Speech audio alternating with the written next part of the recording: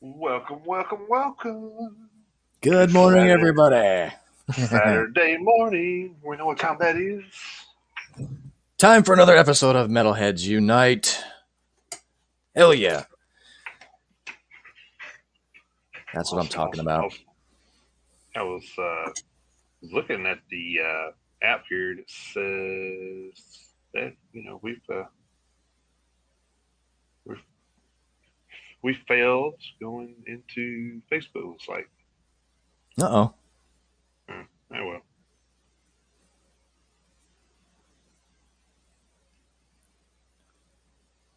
Oh well. It'll be good. Yeah. I should look at it in a minute because uh, it may have popped up and just not notified us that it actually fixed itself. So. Yeah. I pulled up Facebook. I pulled up Facebook on my phone. It shows us live now. Oh, does it? Okay, cool. Yeah, sure does. So seems like we're rolling probably on in addition to here at Haps, it does appear that we are live on Facebook, and I haven't checked Twitter, but probably live on Twitter as well. Yeah, it just gave me a message on the side from Facebook. It didn't really say much about. Oh, there it goes. Yeah, so I think we're golden, man. Here at half. Oh, yeah, there it was. So we're good. Yeah. Just lagging a little today. Oh well. After a long work week, I am too. So I was about to say the same thing. Yeah, I know how it feels. Yeah, so no harm done. Yeah. All right. So any special happenings going on this week? Oh, this past week, nah, not really. I was pretty much a normal, pretty much a normal week. Different day, right? Yeah, it was a little bit better week at work, but it was still a week at work. You know how that goes. So right. Well, it was an out of normal week at work for us this week. But yeah, you guys had to work damn near almost 60 hours. You said? Yeah, it was, man. Yeah, don't miss that. We only have to do it. We only have to do it a couple times a year, but I don't miss it. Right. Well, we both made it through the week, and here we are, Saturday morning. Yeah, out here with all the metal heads ready to with all our our fellow metalheads pass along all this info. Yeah, let's get right to it. All right. Well, I know we always like to kick it off with the birthday shout outs. Hell yeah. Any personal birthday shout outs this week? No, none for the past week. Yeah, and I haven't seen anybody on the metal page either. So usually we try to shout them out too if we see somebody on there that's got birthdays. We'll like to shout out to the family as we, so to speak. So. Oh yeah. Well, let's kick it off here. We have June 20th. We have Michael Anthony, bassist and singer for Van Halen.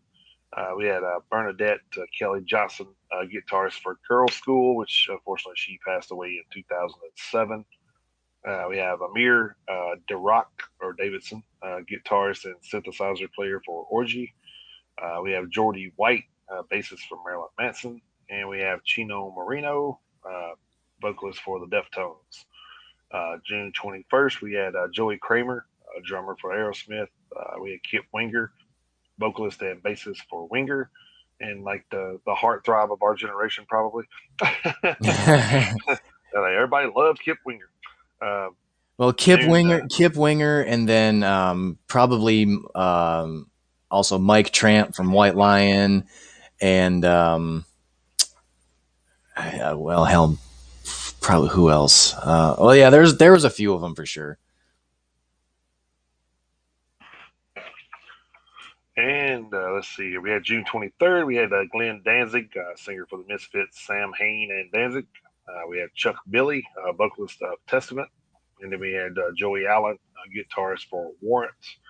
And then I'm going to kill this name, so I apologize in advance. We had Frederick Leclerc, bassist for Dragon Force.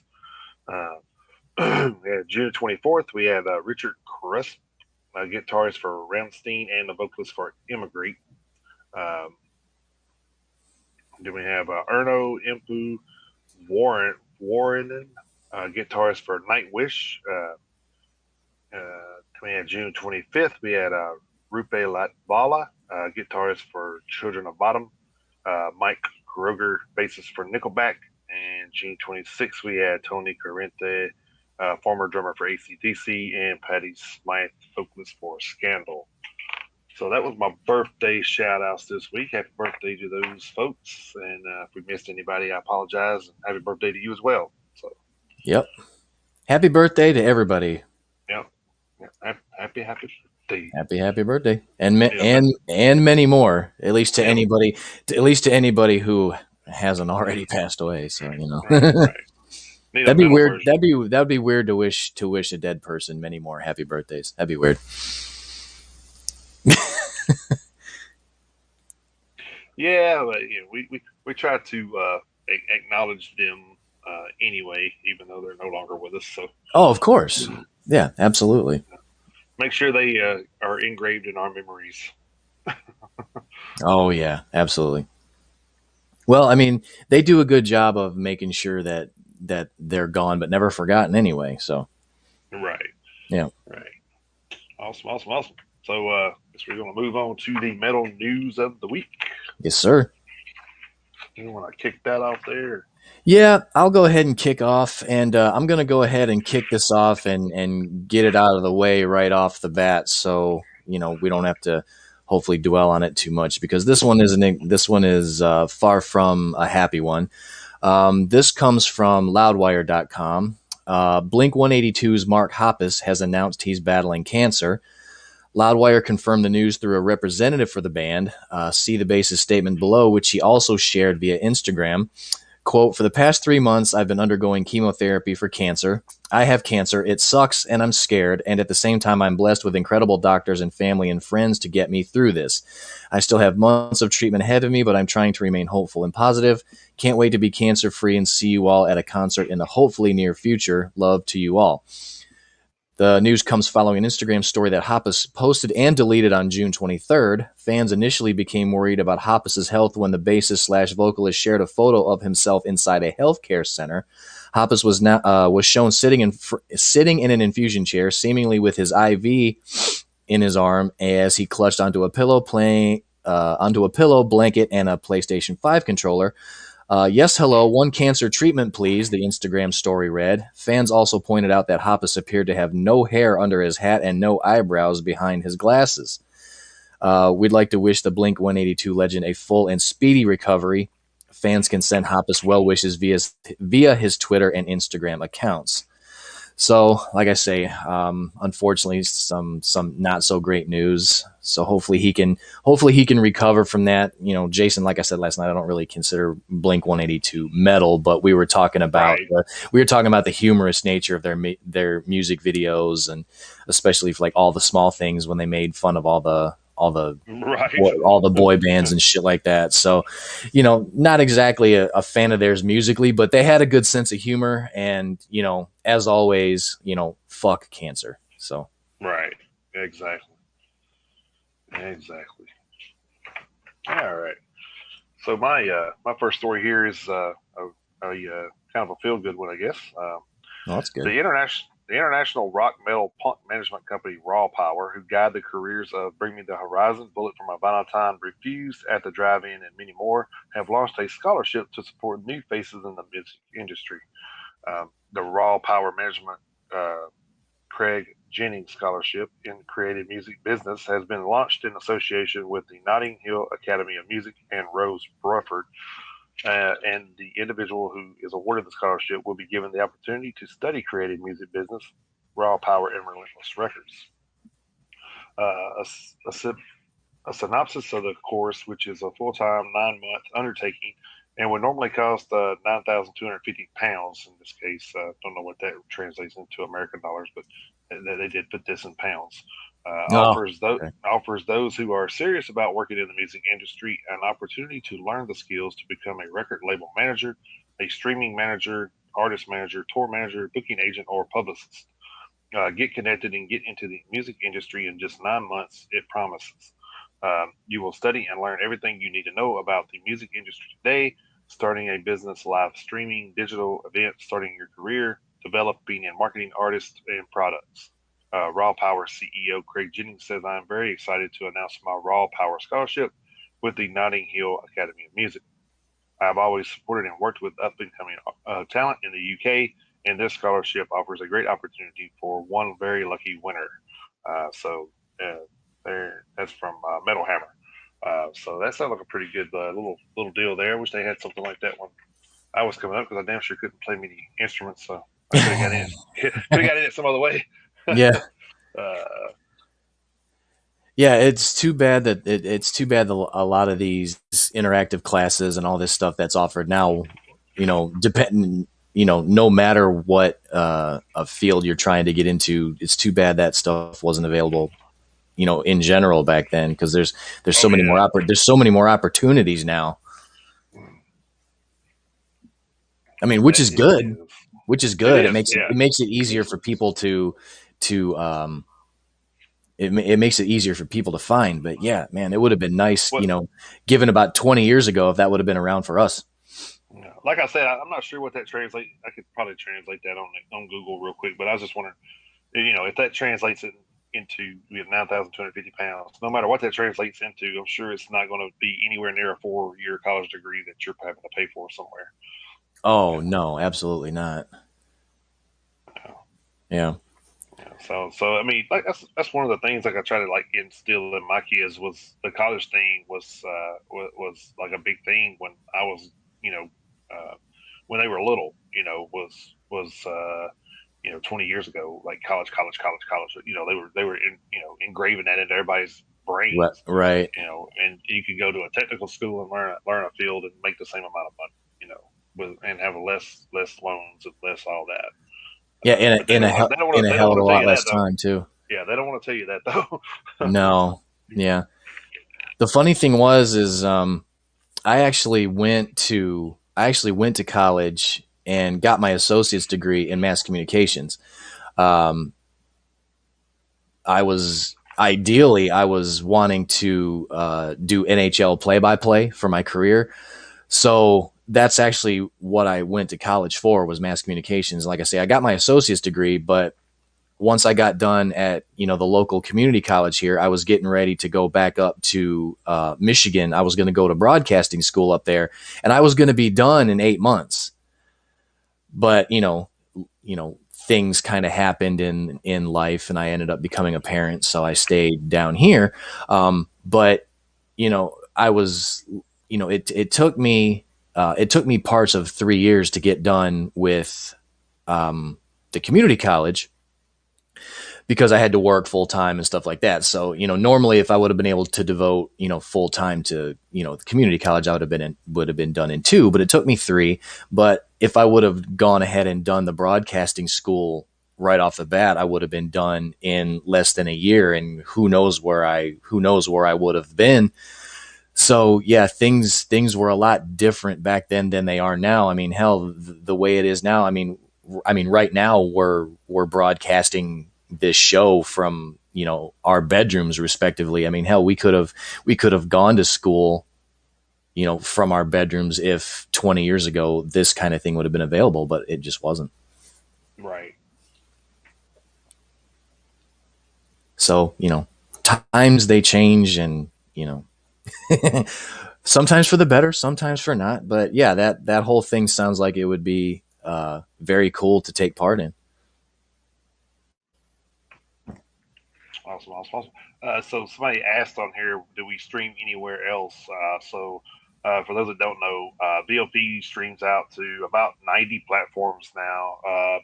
Some of the bigger ones are Twitch, of course, Haps, Spotify, YouTube, Facebook Live, Yeah, there's Twitter. I mean, yeah, we're there's we're there's we're a all lot of we're all them. pretty yeah we're all pretty much we're all pretty much everything but I believe Apple Music and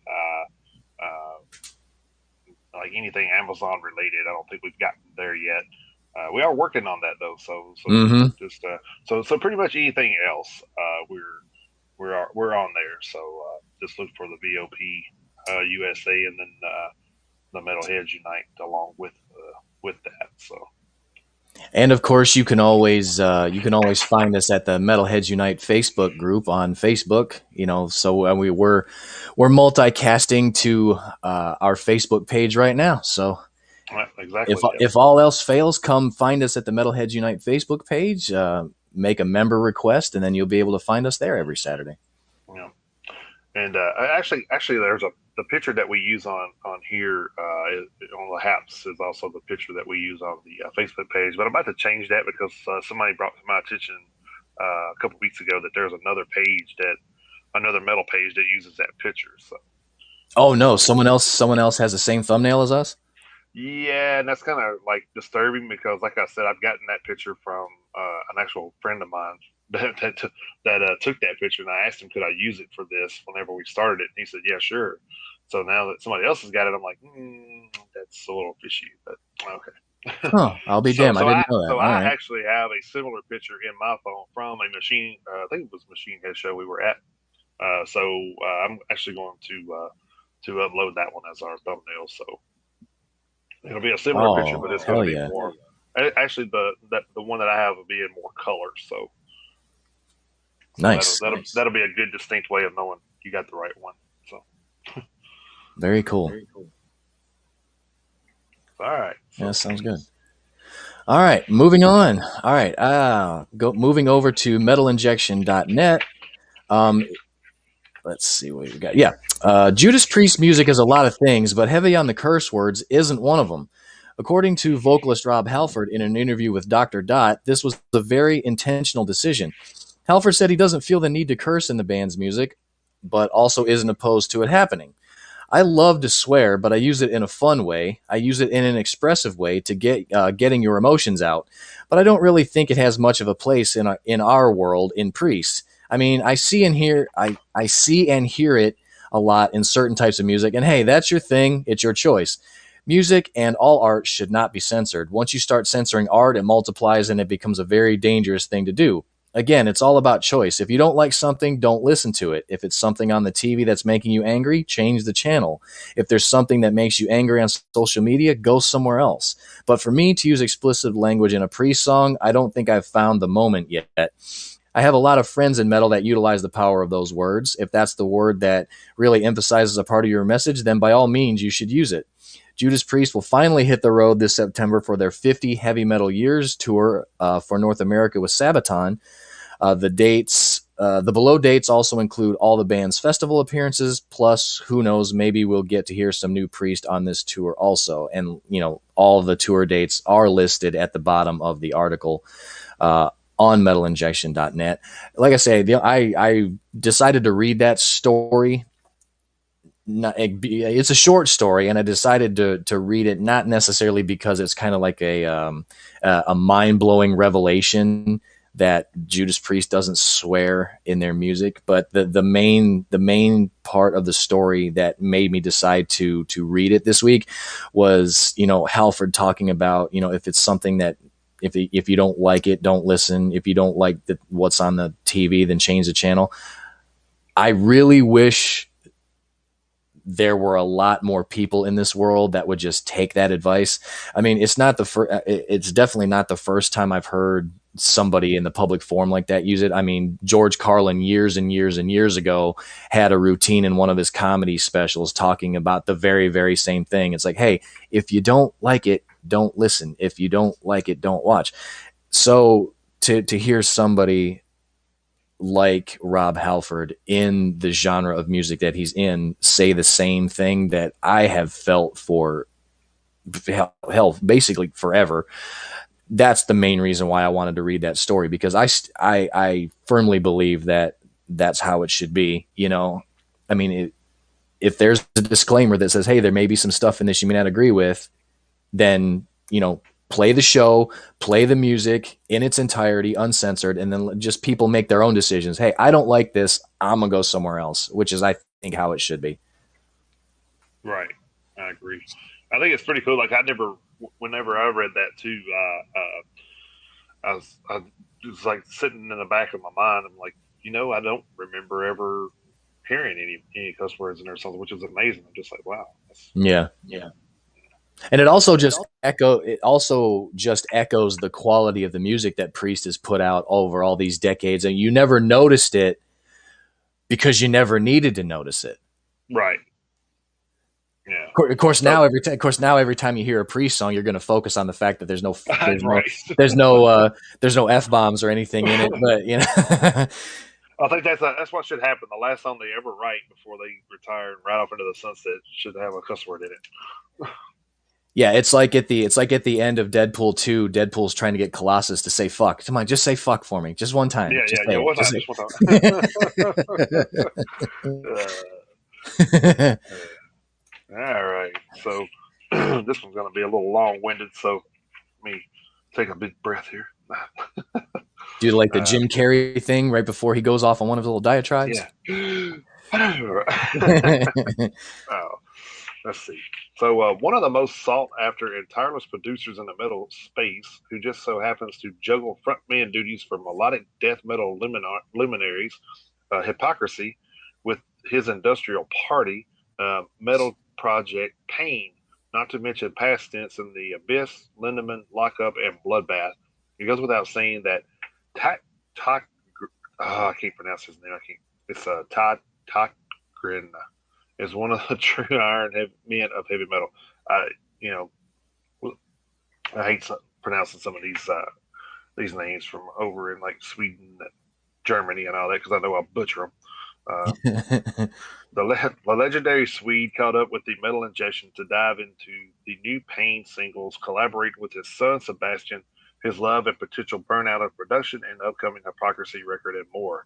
Um, on burnout and finding motivation, well, to be honest, I was burned out since 2015. I just got done doing a new Pain album, and then it was Lindemann, and then tours. Hypocrisy tours, Pain tours, Lindemann, and new Hypocrisy again.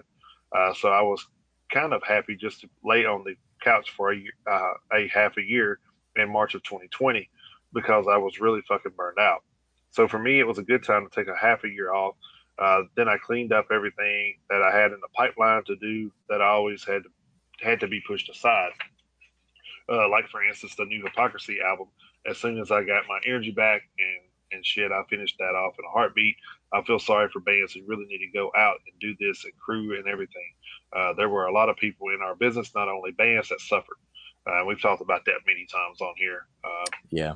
So, on the origins of Pain, it actually started when we were doing the Abducted album, I would say in 96 with Hypocrisy. I had started writing a lot of weird stuff. I don't know why. I just felt like I wanted to try and see if I could write anything else than brutal metal. So that's another reason why Slipping Away is on Abducted at the end there. I was actually writing it to put in my own archives, so to say, but the other guys really liked it, so it ended up on an Abducted album. Um, I'm a really big fan of Pink Floyd, so I wanted to try to write a couple of Pink Floyd type songs. So that's how it really started. And after that, and after we were done with Abducted, then I started writing different kinds of stuff just to see what I could do. It was more heavy metal stuff, and that's how the first album came out. And then the second album, I just wanted to really get into the producer aspect, but I didn't have any bands. So I had to make up my own music so I could start producing with samplers and computers and stuff like that. So that's really how Pain started. And now it is what it is. On juggling, touring, and producing, he says, yeah, it got really stressful as hell. Just by thinking about it, made me really burned out by what kind of schedule I had. I had to tell guys in Sabaton, the biggest band that I produced, like, sorry guys, I can't do it. I'm totally fucked. I don't want to waste your time or your money by sitting and not being 100% into anything. So that's why I had to tell the guys, I'm sorry, I can't do it. It's impossible. My body and my brain doesn't work anymore. So it was really frustrating for me as well to see one of the biggest bands to let them go. These are the kinds of things that really fucking freak me out. So nowadays I don't have to do anything. I just do what I feel like, to be honest. Um, on Payne's cover of Give Me Shelter, he said I recorded that song like 5 years ago. I would say just because I wanted to do some bluesy type stuff and to take out my Telecaster. There's a lot of bluesy shit on that original. My version was just like the original. I just wanted to document the song. I mean, these songs that I do as covers, they always mean something from the past or present or whatever. With Give Me a Shelter, it's about the Cold War, about Vietnam and shit like that. Mick Jagger thought he was going to die in World War III in the 60s. So, so he was freaking out. And I think it goes the same shit the last year and a half, all the riots and all the madness, people are doing revolution in weird kinds of ways. It kind of fits. It's not about the Cold War anymore. It's just about anything from COVID to standing up against the governments or whatever. And I just wanted to get in on that. I picked it up because I realized that would be just be for me and to have the original song just for me to sit and masturbate to. And he's laughing. That was a joke, people. So I felt like this is a good time to send this song out because it's just as important today as it was 52 years ago. I just picked it up and gave it the pain kind of feeling that I thought could work for the song. So on collaborating with his son Sebastian, he said when he got to a normal age, actually, I wanted to wait a long time and I didn't want to pressure him into anything. So yeah, the first album he put drums on was actually on Coming Home in 2016. I think he was 18 then, and then I felt like, okay, he can actually now start going out with me on tour and shit. So he did like I don't know how many tours with Payne. So he's full blown a killer fucking drummer. In 2013, me and him co-wrote a song together on the Hypocrisy album. I think he was like 15 or something. I don't know. It was Soldier of Fortune. On the last album, me and him wrote together, and on the new Hypocrisy, he wrote a whole song by himself. So the guy's got talent, that's for sure. On Payne's single Party in My Head, when I wrote this song and we started thinking about, okay, what can we do? We kind of, fun thing we could do with this when it comes to Give Me Shelter, you mainly just want to go out on the news and look for chaos from the past and all over the world, not only one country or two countries. But with this one, a friend of ours had a script idea, and then he went to another person with a script idea, and then he went to the director, and then increased to the story. Um, and so it was going back and forth between three people, I think, until I thought, wow, this is really cool, and I hope we can really make this. Anything on paper you can write down, but to actually make it that that was the most concern. But I think it turned out really great. He's coming on his highlights and producing. He said, I think it was in the 2000s. I was more home to go out touring, and then I kind of went back to record and produce a couple of albums. And then I felt, nah, I think I really need to get out more. So from the 90s to the mid 2000s, there were a lot of productions. I didn't even have time to promote my own bands because I was booked in the studio. When you have to do things, then it feels like it loses the charm of whatever you do. So I just started taking care of my three bands at the time I had and just concentrated on that and not really taking in any productions at all. But I mean, nowadays, sure, I can do a production here and there per year, if it's something interesting. I mean, I always worked with newcomers, and I had the fortune to really work with newcomers that became really big. Anything from Amon Amarth to Marduk, and you name it. And plus, I had the fortune to do reunion albums like Celtic Frost, Destruction, and things like that. I guess I was very lucky to be a part of all those things. When I first saw the Moo Borgir, I was like, oh, okay, what the hell is this? I only heard like a mini album, and it was Nuclear Blast who asked me if I could help. You start in the studio, and it's like, this is not too bad. And all of a sudden, Enthroned Darkness Triumph was done, and people just freaked out on it. They didn't understand it. I didn't understand it either, but it was like, wow, that's great. Things like that, you know. Potential Payne secret project. He said definitely not too far for a Payne record because I mean I'm done with Hypocrisy. I'm waiting for the schedule for Nuclear Blast, and I know there will be some Hypocrisy music out soon, and the album will be out this year as well. So it makes me relax. All photos are done, two videos are done. For me, it feels like okay, now I can wait and let other people work on it because I've been working on it hard, and now I can put it aside.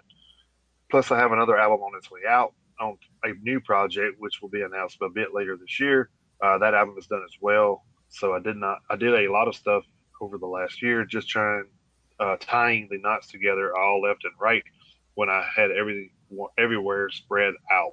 So now I could just sit down and start writing songs again. On the new Hypocrisy record, he said get what they will get what they want. I think put it that way. It definitely sounds like hypocrisy, I would say, and not in a boring way to say like, yeah, they're just repeating ourselves. That's not really true. It's new songs. It's really hard. I mean, I have hardly played it to anybody, so I don't know what to say. Well, whoever heard it, they say, oh, that sounds really like hypocrisy and really good songs, you know. So I don't know.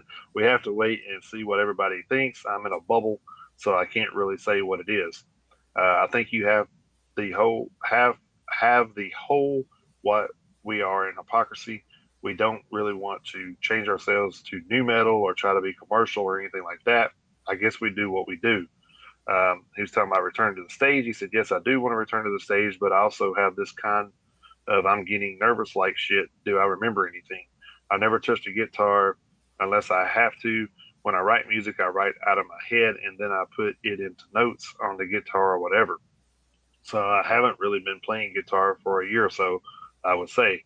When I write, I play it, of course, put it on the track, and that's about it. You need to go back to the routine, but I think it's like a bicycle. When you start playing one song that you played for 5 years or 20 years or whatever, it just becomes autopilot, and then you can relax and enjoy it. But it's always all these things.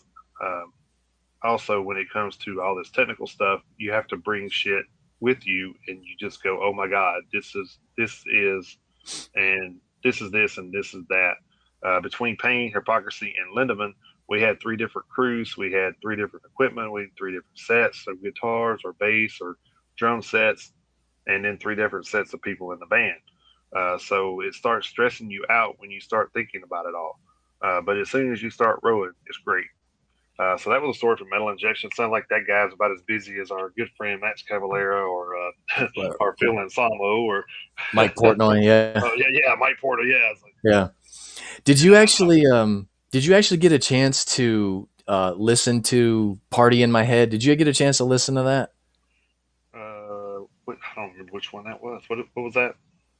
It was the new Pain single, Party in My Head. Did you see that? Oh no, I did not see that yet. It was actually pretty good. I'll get it posted to the Metalheads Unite Facebook page so everyone can check it out. But I don't remember if it was earlier this week that it came out or it was like the tail end of last week. 'Cause, I mean, it's been the last couple of weeks where I saw it. I think I know I watched it on YouTube. I think that may have been where I actually first saw it. So Okay. I'll post that to the Facebook page so everyone can check it out. But yeah, it's pretty good. And I actually really liked Peter Tachtern when he was together with Till Lindemann in the Lindemann Right.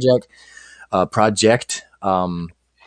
Basically, it was more or less a Rammstein offshoot with Lindemann and Tachtgren together. But Right. it was really good. I liked it. But hearing you read the story, I can understand why he kind of pulled out of the Lindemann project. He's got a million and one things going on all at once. Right.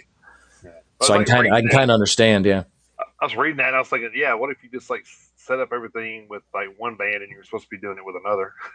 It's like, Right. Yeah. it's like, wait a minute, what He's are got you a guys doing here? yeah.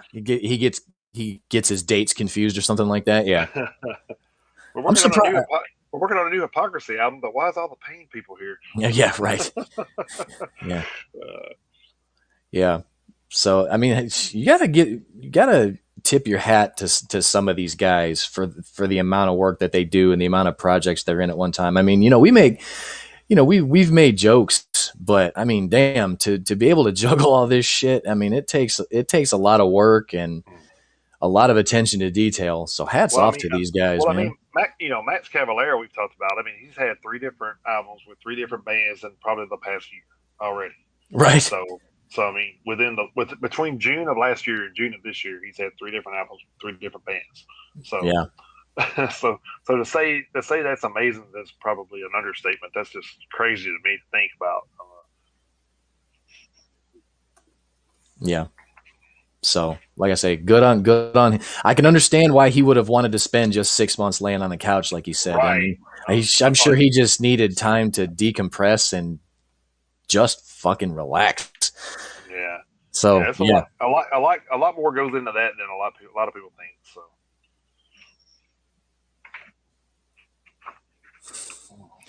All right. Let's see. My next one. This is another short story. I mean, it's even shorter than the Judas Priest one, but I thought it was pretty funny.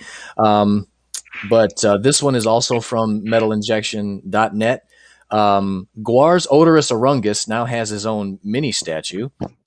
Odorous Arungus is with you every day while you listen to old Guar records. Odorous Arungus is also with you in spirit while you do horrible things.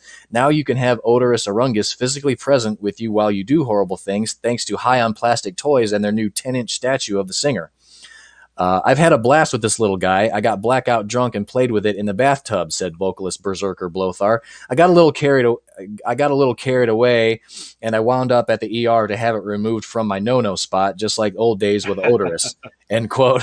The statue is available now in fully painted, glow-in-the-dark, translucent blue and orange with green ooze iterations. Guar will also hit the road with Madball, Napalm Death, and I Hate God later this year.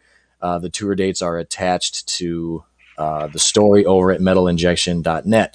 So, go over to High on Plastic Toys' website and go get yourself a little bit of Guar memorabilia over there. So, yeah, yeah.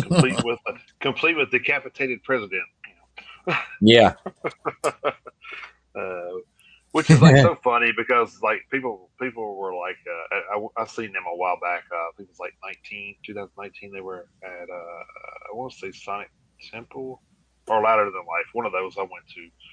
But they were there, and I heard a lot of people bitching because they had like a Trump thing up there, and they were cutting him in half, and the blood went everywhere, and all the stuff that they usually do, the theatrics they usually do. Yeah. And I kind of like I pulled one of the people aside. I said, "You do know they've done that to every president since they've been doing a band, right? It's not just it's not just they're picking on one president." So Oh, yeah. They're definitely equal opportunity. Yeah. yeah, yeah, So, you know, they're equal opportunity uh, gore. So I guess you yeah. could say it. Yeah. I can honestly say I haven't had the pleasure of seeing Guar live, and I wish I would have, and hopefully will in the near future. That's a show I would like to see. I really Well, would. it's definitely entertaining, even if you don't like the music. I mean, you can watch the show and still be entertained, I believe. So, Yeah. Yeah. all right. So this one is also from Metal Injection. Earlier this week, metal fans were taken aback by a revelation from Korn bassist Reginald Fieldy Arvizu, who announced that he would be taking a hiatus from the band. Fieldy will be sitting out the Wow. band's summer tour to handle some personal issues that at times have caused me to fall back on some of my bad habits and has caused some tension with the people around me. Uh, Korn had posted a message showing support for their bassist. They shared a short statement on social media saying, "We love and support our brother Fieldy. Health and family always comes first." In a statement, Fieldy noted, "The past 6 years, I've been dealing with some personal issues that at times have caused me to fall back on some of my bad habits and has caused some tension between the people around me. It's been suggested to me to take some time off to heal. I'm going to respect what was asked of me and take that time. Unfortunately, you will not see me on stage with my band uh, this anytime soon. I will be working towards getting the bad habits out of my system. In the meantime, I will be staying creative to keep my mind and soul in a good place." He concluded, "I'm thankful for all your support, patience, and understanding as well. We all have something to deal with. Jonathan, Monkey, Ray, and Head, I love you, and I don't want to bring any tension or bad vibes to the circle. A replacement has yet to be announced, and they do have a tour coming up starting in August. So, I guess they better get on the ball with that one." Well, I know David Ellison isn't doing anything. Yeah, right. There you go. Hey, actually, that would not surprise me to be honest. But I that mean, actually might be well, that why? I actually mean, that would be interesting. Actually, why the hell not? I mean, yeah, yeah. Why not? give him something to do for a little bit because I know they'll welcome Fieldy back with open arms whenever he gets situated. But Oh yeah, yeah. I mean, whoever they find to fill in for him. I mean, he there's gonna be no what do you call it? There's gonna be no misunderstanding as to right, his temporary role in temporary. the band. Yeah, there's gonna be Yeah. no disillusions of what that's gonna turn into. Yeah. All right. Okay, moving over to blabbermouth.net. Um, it's Trivium Baby Week. Drummer Alex Bent and bassist Paolo Gregoletto welcome their first children. Just one day after Trivium bassist Paolo Gregoletto announced the birth of his first child, the band's drummer Alex Bent revealed that he and his wife welcomed a daughter of their own. On Wednesday, June 23rd, Gregoletto took to social media to share a photo of baby Evelina along with the caption, "New baby just dropped last night." Less than 30 hours later, Bent posted a photo of him kissing his newborn daughter, and he included the following message: "I don't have words. I've never felt joy like this before. I love you, Naya. Happy birthday." Guitarist Corey Beaulieu is the only member of Trivium to not have fathered a child. Frontman Matt Heafy and his wife Ashley welcomed twins in 2018. So, yeah, that kind of caught my eye that two members of the same band had Yeah, basically that's wild. had children within one day of each other. That's kind I of wonder if they. I wonder if they're going to have like a big birthday bash and have them for both of them. probably, yeah. I would be willing to bet. And knowing Matt Heafy, it would probably be like anime themed and shit like that. Oh yeah, yeah, no doubt. Not that there's anything wrong with that. I mean, No, hell no. yeah. I don't really watch. I don't watch a ton of anime, but I mean, I watched Right. I watched a few back in my younger days. So definitely nothing against anime. Right. Yeah, what Nothing at all. Metalocalypse? Oh yeah, that too. Yeah, yeah. It could be. Yeah, it could be Adult Swim themed because they had plenty Yeah, of anime shows too. So yeah. yeah, yeah. Hey, Good call. do you have another story? Yeah, I've got some more. Do you need me Okay. to need me Well, to yeah, keep because on like going? the last one that I have is like really lengthy, and it's it's kind of a breakdown, so we can kind of discuss each one as we break Oh, it okay. down. Yeah. Sure. So Sure, I can go ahead and do a couple more of mine. They're not super duper long. All right, so I mentioned this. I mentioned the possibility of this next story coming to fruition on an earlier show, but it was finally made official. I'm also staying at blabbermouth.net. Shadows Fall, the Massachusetts metal band, which was at the forefront of the new wave of American metal scene that dominated the early aughts, will reunite to play a one-off show at the Palladium in Worcester in their native Massachusetts. The show is set for Saturday, December 18th, 2021. Unearth, Darkest Hour, Within the Ruins, Sworn Enemy, and Carnivora are also set to appear. As the wise prophet DLR once said, "I heard you missed us. We're back," says singer Brian Fair, DLR, David Lee Roth. right. I couldn't be more excited to be getting back on stage with my brothers in Shadows Fall, and there is no room I would rather do it than the Palladium in Worcester. It has been 6 years since we last played a show, and we are ready to unleash the fury like Ingve. He continues, "We have been trying to find a way to jam together and play live for a little while now, and the planets have finally aligned, schedules worked out, and with the help of a ton of our good friends, we were able to pull it off. This is the only show we have planned, so shine up your dancing shoes, stretch out your neck, crack a brew, and get your ass to Massachusetts." I mean, if it was only that easy, I would get my ass up to Massachusetts. Yeah, no doubt. Yeah. Fair finishes. Guitarist Matt Bashand and John Donay started this band 25 years ago, and it still amazes me that the music we made allowed us to travel the world, share the stage with legends, and put out a ton of records that I will always be proud of. This show is a way for us to celebrate the music and thank all of the people that supported us through the years and helped us live the dream. I can't wait to rage through songs from our entire catalog with a bunch of metalhead massholes maniacs. I've said it before and I'll say it again. There ain't no party like a Shadows Fall party. Fans can expect a sweaty, high energy, full on metallic throttle from start to finish. And having seen Shadows Fall live in person, I can actually back that up. So if you're in the Northeast anywhere, or if you have the means to get your ass to Massachusetts, like Brian Fair said, I highly recommend you do that. Because even though I didn't get to see Shadows Fall headline, when I did get to see them, man, they don't disappoint, and they did have quite the extensive catalog. Part of me really hopes that this turns into something a little more substantial, because I think Shadows Fall was super duper underrated, and Oh yeah, no I doubt. would, yeah, and I would like to see this develop into something a little more permanent, long term, and I'd like to hear new music from them, and I'm sure a lot of people would. So hopefully, this turns into something a little more substantial. That's what I'm hoping for. So, but it is, this is the first step. Let's hope. I mean, I know that they're looking forward to it. I know it's going to be fun for them, and hopefully it works out for them and benefits all of us in the long term. Hey, so I did find one other story that I had hidden in here, Okay. and I'm off my A game evidently because I could have piggybacked this damn story, but Oh you man, know, we so missed a chance to I know I segue. missed. Yeah, I missed the chance to segue. So Damn. I guess I'm All gonna have to, right. I'm gonna fire myself and have somebody new here next week. So, uh, Nice. but Trivium guitarist and vocalist Matt Hiffy has been streaming on Twitch every single weekday from 9 in the morning to 3 in the afternoon since January of 2018. Hiffy does covers, plays Trivium songs, plays video games, and pretty much just entertains his tens of thousands of fans. We've covered plenty of Hiffy's Twitch activity, including Hiffy playing Down from the Sky on a 9-string guitar and Ignition on an 8-string guitar. In a new report by the New York Times, Hiffy's Twitch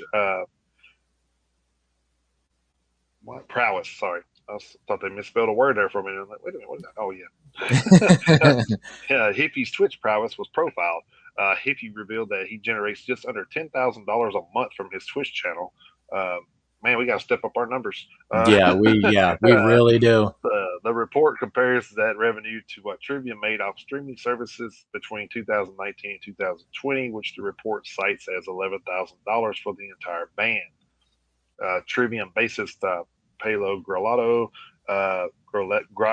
Gregoletto, good God, disputes the numbers in the New York Times report, tweeting this morning, the math for streaming for the band is wrong unless the New York Times only counted Spotify and no other DSPs. Not sure where they got that number from. That was from Metal Injection. So, neither near here or there. $10,000 ain't nothing to sneeze at for a month. No. I'll Yeah. gladly take that. Yeah, 10 grand a month. Yes. Sign me up for that. Just for doing it. What is it? 9 to 3. So 6 hours. Yeah, man. Yeah. We could do this six hours a day or something. We could, talk about it anyway. Yeah. If you're gonna pay me $10,000 a month to be on live broadcast for 6 hours a day, yeah, you're not gonna hear me bitch too much. Yeah, Nah, not really. So yeah, sign me up for 120 grand a year for 6 hours a day. Sure. Yeah. right. Well, I think at this point I'd be happy with like 1,000 a month, just to. Right. Yeah. Yeah. I mean, yeah. We're not greedy. We're not no, greedy. not greedy. Not greedy. Not at all. We don't mind working for the rest of the money. So. Yeah, that's true. All right. Let's see. I've got. I think it looks like. Let me see. I think I got two more. Yeah, I've got two more stories here. Yeah, I've got two more. Let's see. My last one over at Blabbermouth. This one, like I say, we talked about this one last night, sitting around the fire. Metallica announces 30th anniversary expanded edition of the Black Album. Metallica marks the 30th anniversary of its self-titled fifth album, also known as the Black Album, with two landmark releases, both out September 10th on the band's own Blackened recordings. The Black Album is one of the most commercially successful and critically acclaimed records of all time. Its 1991 release not only gave Metallica its first number one album in no fewer than 10 countries, including a 4-week run at number one in the US, its unrelenting series of singles, Enter Sandman, The Unforgiven, Nothing Else Matters, Wherever I May Roam, and Sad But True, fueled the band's rise to stadium headlining, radio and MTV dominating household name status.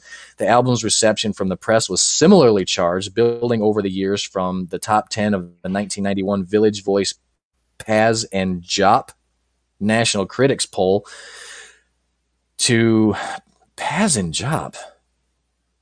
Okay, that locked my brain up actually. Village Voice, Paz and should that be jazz and pop?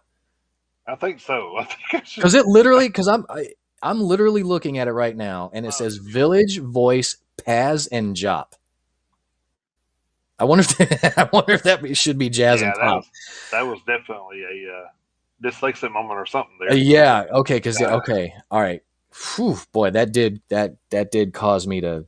I think a synapse misfired when I read that. Let's see. The Village Voice, I'm going to say jazz and pop National Critics poll, to becoming a constant presence in the likes of Rolling Stone's 500 greatest albums of all time. The album's impact and relevance continue to grow, as proven by one indisputable fact. The Black Album remains unchallenged as the best-selling album in the history of Nielsen's SoundScan, outselling every release in every genre over the past 30 years. Suck on that, every other genre the past 30 years. To commemorate its 30th anniversary, the Grammy-winning 16 times platinum certified Black Album is receiving its definitive re-release. Remastered for ultimate sound quality, the Black Album Remaster will be available in multiple configurations, including 180-gram double vinyl LP, standard CD, and 3 CD expanded edition digital and limited edition deluxe box set containing the album remastered on 180-gram 2 LP, a picture disc, 3 live LPs, 14 CDs containing rough mixes, demos, interviews, live shows, 6 DVDs containing outtakes, behind-the-scenes, official videos, live shows, a 120-page hardcover book, 4 tour laminates, 3 lithos, 3 guitar picks, a Metallica lanyard, a folder with lyrics, a download card, and a partridge in a fucking pear tree. Jesus, jumped up Christ. Much more than a mere tribute album, the Metallica Blacklist celebrates the enduring influence of this musical milestone with one of the most ambitious projects ever conceived by the Metallica team. An unprecedented 50-plus artists spanning an unbelievably vast range of genres, generations, cultures, continents, and more, each contributing a unique interpretation of their favorite Black Album cut. And Jason, this is the thing that I was talking to you about last night, where the very first video single was released on YouTube. Either I think it was earlier this week, but it was Miley Cyrus, Elton John, Yo-Yo Ma, Robert Trujillo, and Chad. What the hell's the drummer from Nickelback? Chad something or other. They did a cover of Nothing Else Matters, and I actually posted that video to the Metalhead Unite's Facebook page. It was different, but it wasn't bad, so that's the kind of thing that's going to be on this Metallica Blacklist thing. There's going to be multiple covers of every song on the album. So there's going to be like 6 or 8 different covers of Enter Sandman, 6 or 8 different covers of Sad But True. I think there's 6 or 8 different covers of like The Unforgiven. And so every song is going to get a cover, and then there's going to be different versions of every song. So that's... It's almost like they're on some game show and they're like, okay, who does the better version? Right. Yeah. That's kind of seems like how it's going to go. So let's see. The Metallica Blacklist offers up new dimensions of the record, whose gravitational pull first drew the mainstream to Metallica, and provides new insights into the universal and timeless appeal that kept it there. The boundary smashing influence these 12 songs have had on fans and musicians of all stripes. The Metallica Blacklist's 53 tracks find singers, songwriters, country artists, electronic and hip-hop artists sharing their love of these songs alongside punk rockers, indie darlings, icons of rock, metal, world music, and many, many more, and for 50-plus good causes. Profits will be divided evenly between charities of the artist's choice and Metallica's All Within My Hands Foundation. The Metallica Blacklist is a fitting and limitless homage, one that features bands who've shared stages with Metallica alongside artists who are younger than the original album. It's a truly staggering, at times mystifying assemblage of musicians, dozens of whom have little to nothing in common other than the shared passion for the music that's united them for this album. One album, 12 songs, 53 artists, unlimited possibilities. The Metallica Blacklist will be available in formats including digital 4 CD and a limited edition 7 LP vinyl pressing. Pre-orders will instantly receive multi-platinum selling recording artist, songwriter, philanthropist, and trailblazer Miley Cyrus's version of Nothing Else Matters, featuring Andrew Watt, Elton John, Yo-Yo Ma, Robert Trujillo, and Chad Smith, and Colombian-born rock pop superstar and winner of 20-plus Grammy and Latin Music Grammy Awards, Juanes's interpretation of Enter Sandman, which I did hear last night. Personally, didn't care for it myself. Like I say, the Miley Cyrus version of Nothing Else Matters wasn't bad. The one cover of Enter Sandman that I heard, I didn't exactly care for it, personally, but you can also check that out. That one's on YouTube also. All profits from the Metallica Blacklist will be split evenly between the All Within My Hands Foundation and 50-plus charities chosen by the artists who play on the album.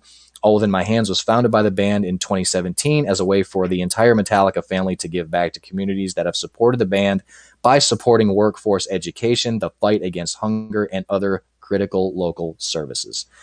And at the bottom of this article, which I'll admit is a little lengthy, is a breakdown of everyone who's going to be covering every song, but I definitely won't get into all that.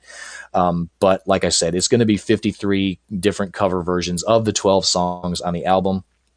So 2021 is the 30th anniversary of the Black Album, so there's going to be a lot of stuff coming out about that. And I'm sure it's probably not the last time we're going to talk about it here on this show. It's going to be hard for any of those guys to cover a Metallica song that it hasn't already been done. Like, say Trivium's Master of Puppets. I love that version. Bullet for My Valentine, They Creep at Death. I mean, it's going to be hard to top stuff like that. Covering anything Metallica, Yes. Stone Sour did Creeping Death. Yeah, a lot of those bands did real good covers. So Machine Head did Battery.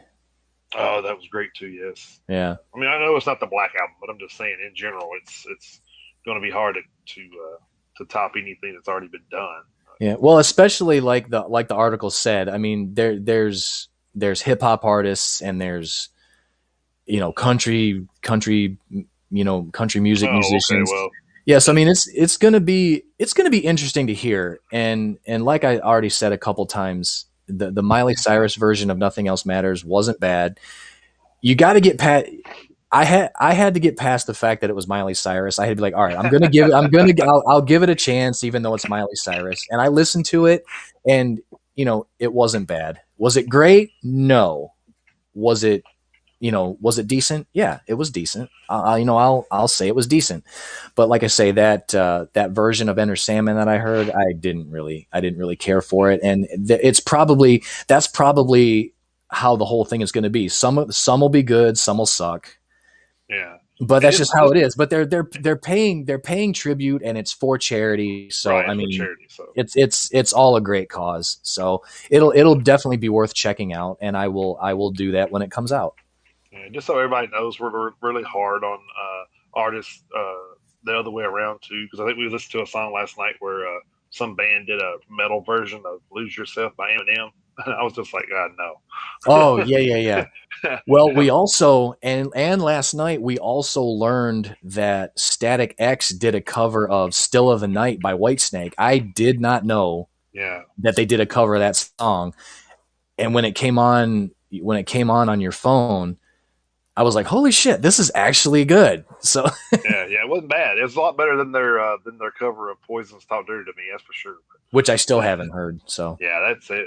I was not impressed by that one. But all right, so I do have one more. Okay. I don't know. It's a little lengthy too, but I can probably get through it relatively quickly. Yeah, it's 11:05. We have plenty of time. Okay, all right. Well, I can probably read through this pretty quick. I found this over at Kerrang.com.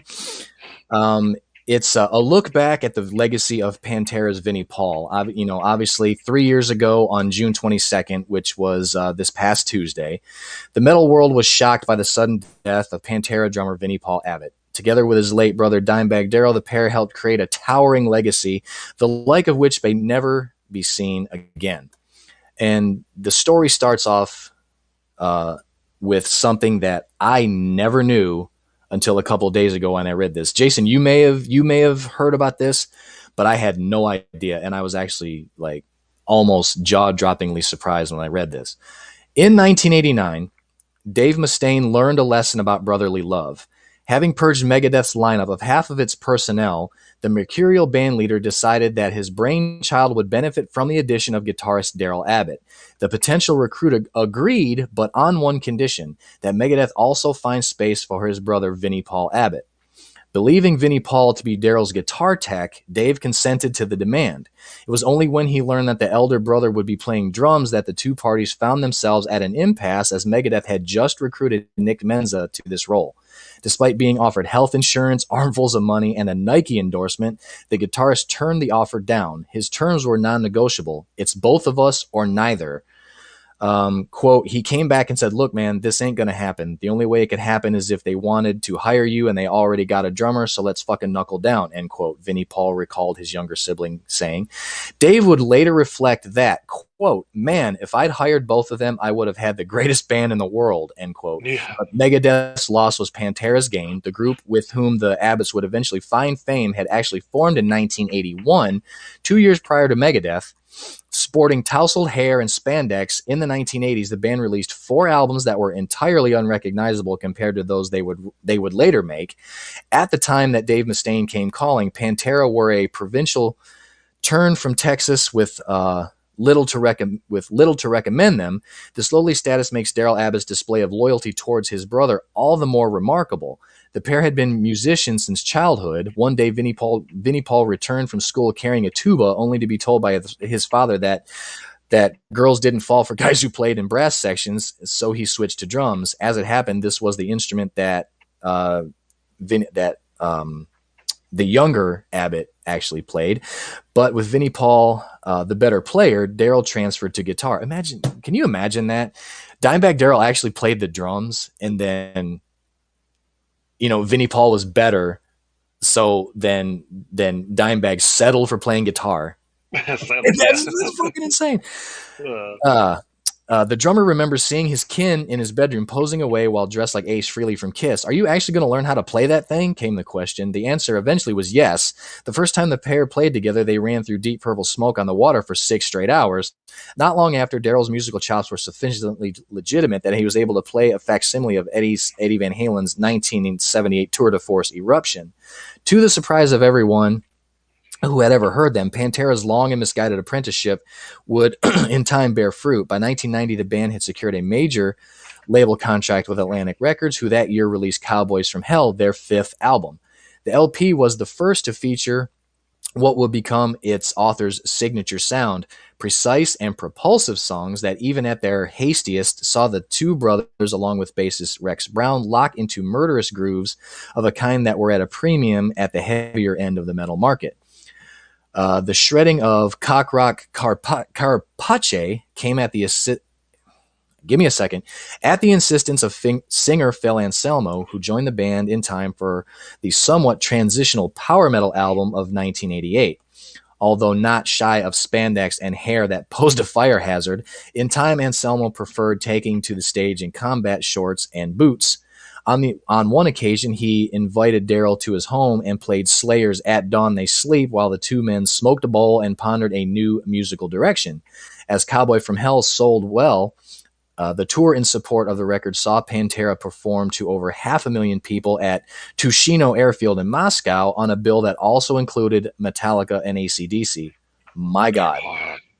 2 years later, Vulgar Display of Power, a release whose title was cribbed from a line in The Exorcist, became their first U.S. Top 50 hit. Within a year of its release, the band had their first gold disc. To us, heavy metal had to sound like a machine, said Vinnie Paul of his band's 6th album. The guitar had to have a buzzsaw sound to it, the drums have to have an edge to them, and Daryl and Terry Date, the record's producers, spent many hours getting the guitars ass tight. My brother was a complete perfectionist, quote. But it was the release of Far Beyond Driven in 1994 that stands as Pantera's most remarkable achievement. Released a month before Kurt Cobain's suicide in Seattle and just weeks after Green Day's Dookie, this was not a golden age for metal. Metallica would not release a new album for a further 2 years, while Slayer were still 6 months away from unveiling the underwhelming Divine Intervention. By default, it fell to Pantera to defend the faith. They did with an album that debuted at number 1 on the US Billboard Hot 200 chart, and which remains the most extreme release ever to plant a flag on America's commercial mountaintop. Far Beyond Driven showcased its authors in a harsh and unrepentant light. I'm helping to legalize dope on your pristine streets, and I'm making a fortune, sang Phil on Strength Beyond Strength, before adding, the president in submission. He holds out his hand on your television and draws back a stump. Far Beyond Driven is a nasty piece of work and also a brilliant one. Despite its abrasiveness, or because of it, its arrival made Pantera the hottest metal band in the world. Before we even wrote a note, we went, this album has to be the most over-the-top metal record ever made, said Vinnie Paul. After Vulgar, nobody expected us to go the Metallica route and put out our Black Album, but we did the opposite. We went more extreme and pushed it to another level. The music world thought, who the fuck is this overnight sensation? We went, fuck, we've been on the road for 4 years nonstop. We've got the best fans in the world. They're the ones who made this record number 1. Despite making music that sounded as if it would cross time zones to have a fight, that's a pretty good description. Daryl and Vinnie Paul Abbott embraced the concept of being rock stars in the manner of a boa constrictor. Not for them was the self-examination and doubt expressed by rock bands du jour, such as Soundgarden and Alice in Chains. Instead, the two brothers sank part of their newfound wealth into the opening of their own strip club. They held a party for the Dallas Stars ice hockey team, at which the Stanley Cup, the National Hockey League's top prize, was badly dented on the edge of Vinnie Paul's pool after being launched from a second-floor balcony. Pete Steele of Typo Negative once said that touring with them was the greatest experience. If you didn't have a drink, they'd want to know why and get you one straight away. Every day was a party. Some of the greatest music in the world was inspired by Jack Daniels, Crown Royal, marijuana, was Vinnie Paul's opinion. If you look at most musicians who are outstanding and then cleaned up, all their songwriting ability went away with it. Music sounds better when you've got a buzz. You feel more creative and a little less inhabited by things. Apparently, I'd never be able to write a song. Right. So I'm going to cut that off. Well, actually, no, there's a couple more paragraphs left. I can get to it. The Abbott's own mood-altering preferences were limited to alcohol and weed and were thus relatively conservative, certainly relative to Phil, who occasionally favored heroin. It was the singer who gave Pantera its truly volatile edge. The title Psycho Holiday came from a post-it note written by Rex Brown as part of a plan to get the frontman out of Dallas for a few weeks, rest and recuperation, and in hindsight it seems obvious that the union couldn't last. The excoriating The Great Southern Trendkill from 1996 emerged in the thick of new metal and sold 1 million copies. 4 years later, Pantera released Reinventing the Steel, and while on tour in support of the record, the band were stranded in Dublin after 2 planes smashed into the towers of the World Trade Center. It was here where things were said that could not be taken back, and suddenly Pantera were no more. I actually didn't know that either. I literally just learned that. It wasn't one for all for one, the way it used to be, is how the drummer explained the band's latter days in 2003. It was me and my brother in one bus, and Phil and Rex had their thing. Vinnie Paul and Daryl Abbott remained together, united in declining fortunes. The brothers' next band, Damage Plan, was a second-tier concern who played clubs and shared buses with other groups. If this bothered them, they didn't let it show. It was in these reduced surroundings that tragically occurred. While playing at the Al Rosa Villa Club in Columbus, Ohio on December 8th, 2004, Daryl Abbott was shot dead by Nathan Gale, an armed fan who also killed the band's bodyguard, an audience member, and one of the bar staff before he himself was shot by police. The incident shook the metal community and put paid to any hopes that Pantera were on hiatus rather than at an end. Now that neither man walks among us, people of faith can take comfort in the notion that these closest of siblings are together once more. For those not persuaded by this vision, at least the music remains. 7 years ago, when Vinnie Paul was asked to nominate what he would like played at his funeral, he answered, music that was a goddamn good time, like fucking Guns N' Roses. I'd want people to celebrate what I had done and the fact that I've had a great life. I wouldn't want my funeral to be a sad, sappy thing, end quote. So, yeah, when I read that article, there were a few things that I had never heard of before. Um, I'll put this question to you real quick, Jason. If you had a choice, having heard that article, if you had a choice, would you, if you had the power to make it happen, would you convince Dave Mustaine to actually hire both of them, Vinnie Paul and Dimebag together, or would you keep it the way it happened to where we had the two separate bands? Oh yeah, most definitely keep it the way it happened. Because I mean, without that, we wouldn't have Pantera. So I mean, Right. of course, Pantera is one of my favorite bands, so of course I'm going to say Right. that. Yeah. But and I've actually been to Texas and visited the grave sites and all that good stuff because that's just, you don't go to Texas without going there if you're a metal fan. I'm sorry, it's just that was like Yeah. the first stop we made when we were there. First day we were off, we went to the grave sites to Dimebag and Vinnie Paul. So, Right. uh, but yeah, I think that it's the same way with Megadeth. Am I mad that they kicked Dave Mustaine out of Metallica? Well, yeah, because I think that was like a great fucking album, and you could tell the difference after the albums after, you know. Mm-hmm. But they gave us Megadeth, so I can't Right. really be mad. I can't really be mad about it. It's like, But I agree with you, but the mind kind of boggles at how close Megadeth came to having those three guys in it at the same time. what's so crazy is if that would have happened, there's a very good case to be made whether when the Black Album came out, and then Countdown to Extinction came out at the same time, Roughly, yeah. whether whether Megadeth would have been two or one instead of two, if True. they had the Abbott brothers there. So I mean, Yeah. yeah, I mean, there's a lot of things that could have went differently. Yeah, it's true. We'll never know, but Yeah. it'd be cool to like go into like an alternate universe type thing, and just maybe they have like an app where you can like alternate universe that to happen and see how it played out. That'd be awesome. I mean, that, that'd be cool as that shit. would be cool. Yeah. All right. Well, that was all the current events news I had. Even though that really wasn't it wasn't really a current event, that last article, but it was to commemorate the anniversary Right, right. of Vinnie Paul passing away. And like I say, there were a couple things in there that I never knew, so I thought it was interesting enough to bring it up, considering that this was the anniversary week. Right. But that's All all that right. I had for current events. All right. One last story here, and like I said, there's a few things on here we can kind of like break it down and touch on it as we go. But science can teach us a lot about ourselves. It certainly gives us a wealth of information over the years about heavy metal and its effect on avid listeners of the genre. Studies regarding how different styles of music affect various aspects of our bodies are carried out all the time. Often, their conclusions about metal might surprise the average non-metal listener. Other times, results about metal or hard rock's impact on frequent consumers might feed into an existing stereotype.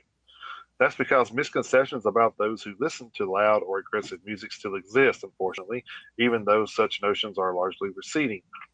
Regardless, those who research metal music and how it can influence fans' mental or physical states nearly always elicit some enticing bit of information. As did you know, one study found metal fans are most likely to have a sexual encounter in a car, or that listening to metal may lower one's blood pressure, or how about the study that says listening to metal can reduce anger?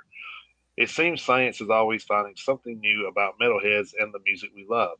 On top of that, there are plenty of other absorbing findings from metal studies in the list below.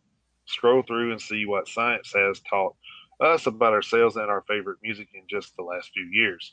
You might find something that'll make you think twice about heavy metal and how it affects you.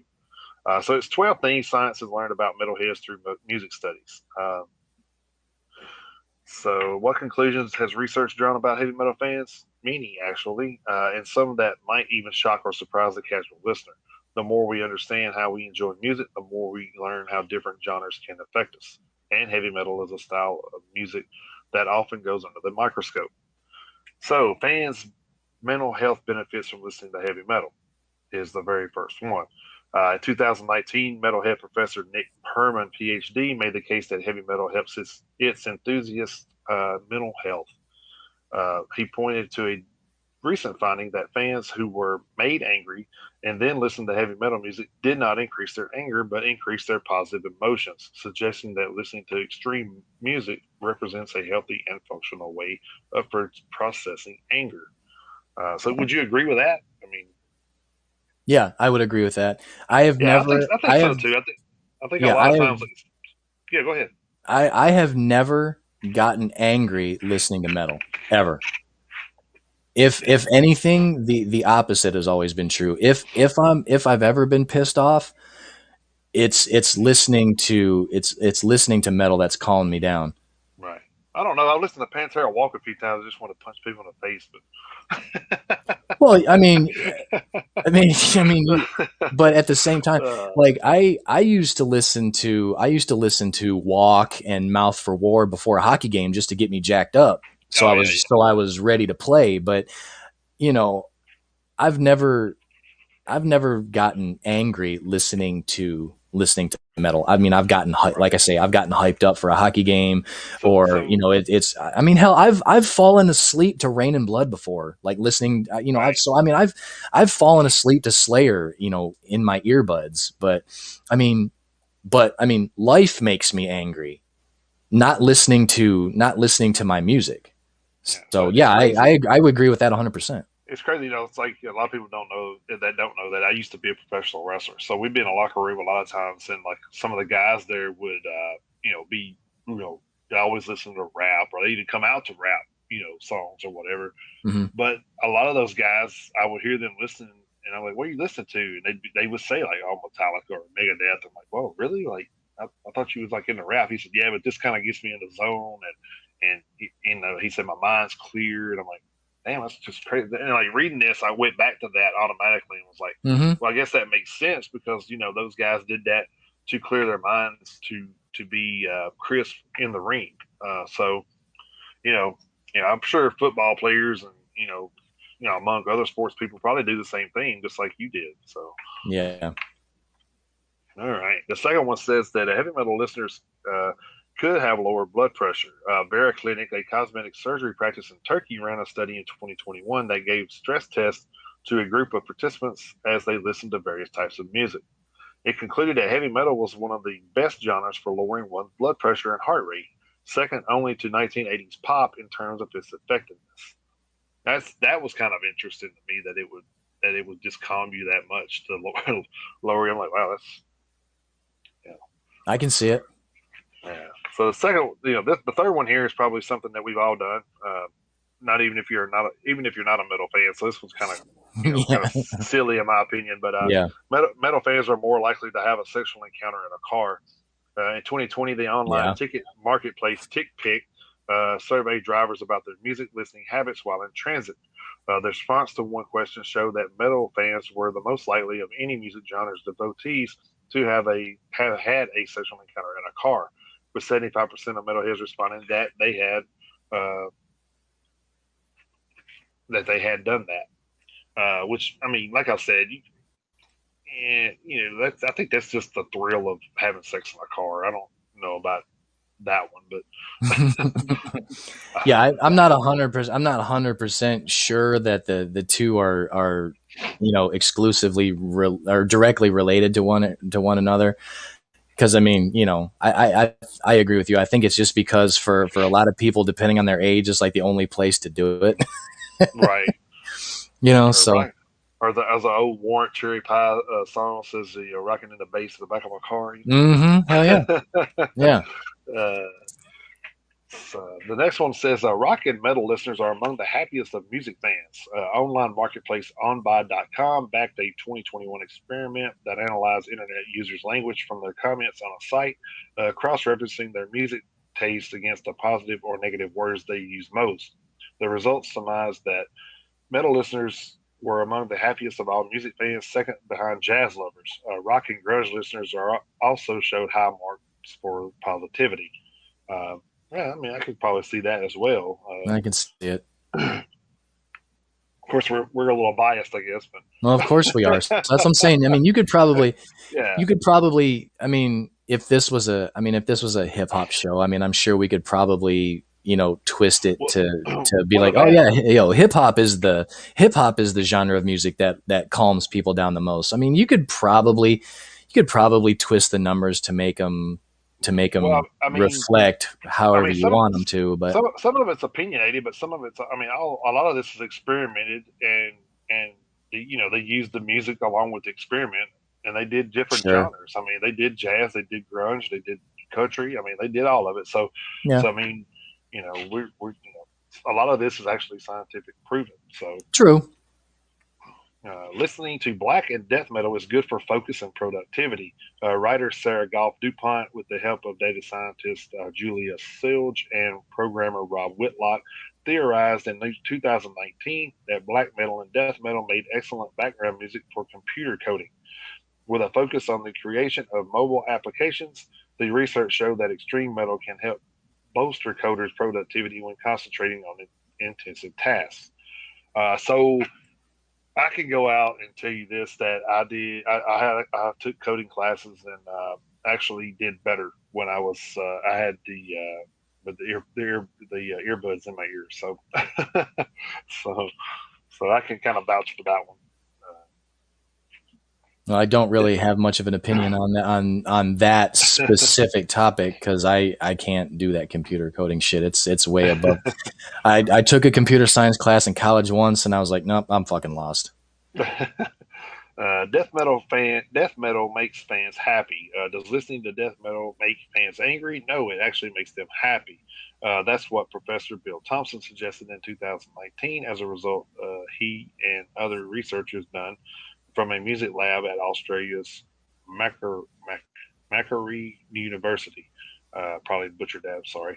On top of that, an adjacent experiment Thompson conducted found uh, that metalheads were no more desensitized to violence or gruesome imagery than any other listeners. Uh, Next one says you actually can judge metalheads by their music taste. A 2021 study about how musical preference drives a listener's cognitive styles proposed that someone's favorite type of music relates to whether they're more empathetic or logical in everyday life, lending credence to the idea that one could accurately judge another by their music taste. The results determined that adherents of mellow music were more outwardly compassionate. Loud music lovers were labeled more systemizing. Uh, I don't know. I mean, like I said, that's kind of a that could be opinionated very Yeah, oh, easily as well. So, I definitely think you should be able to judge people by their musical tastes. I'm I'm I'm I'm I'm half kidding. I'm half kidding. yeah. I'm half kidding. So says you can get a PhD studying heavy metal. In 2019, Australia's University of Newcastle in Australia hosted two PhD scholarships that could focus on heavy metal and its unique social geography and culture. The program was administered by Simon Springer, a professor of human geography and director of the Center for Urban and Regional Studies at the college. Shit, Metal that'd have been fans awesome. music, yeah, hell yeah. I mean, like, where else can you go and get a degree? And I'm sure there's other places you can probably. I'm sure Nashville's probably got a country music college somewhere. Probably, Uh, yeah, they probably do. uh, Metal fans' music choices can affect their driving safety. A 2019 driving study conducted by Auto Express magazine and the road safety charity IAM Road Smart played into metalhead cliches when the results suggested that listening to heavy metal could push motorists to extremes, while classical music went the other direction.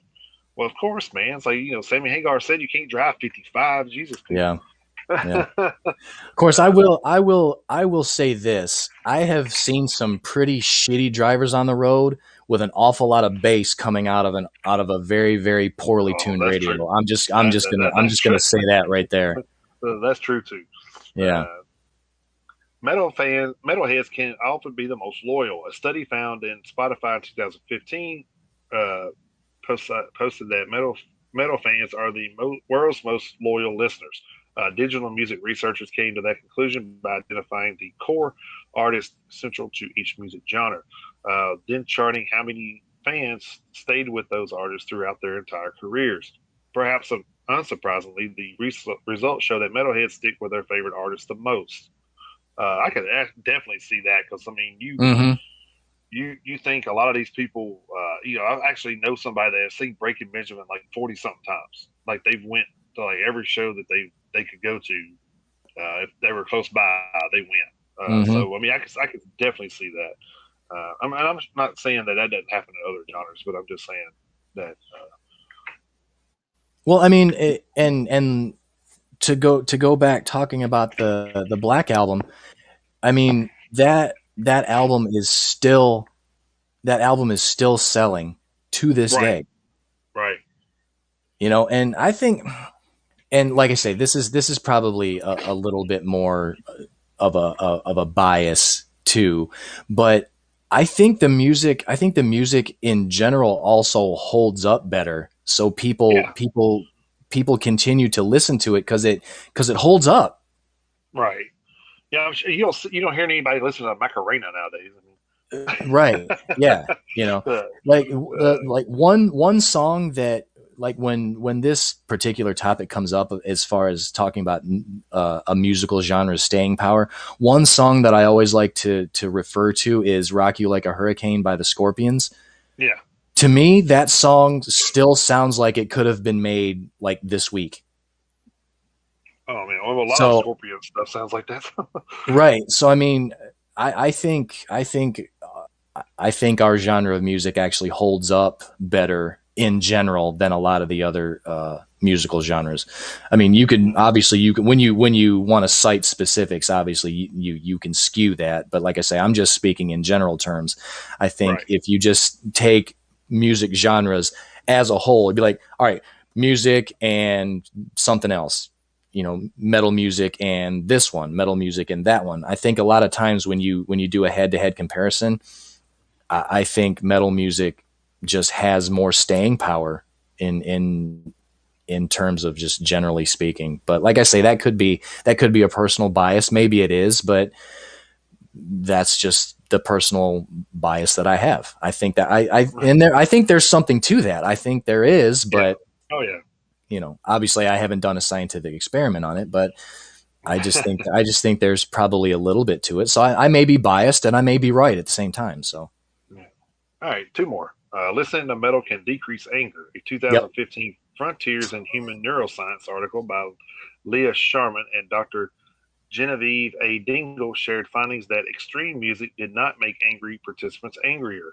Rather, it appeared to match their physiological arousal and result in an increase in positive emotions.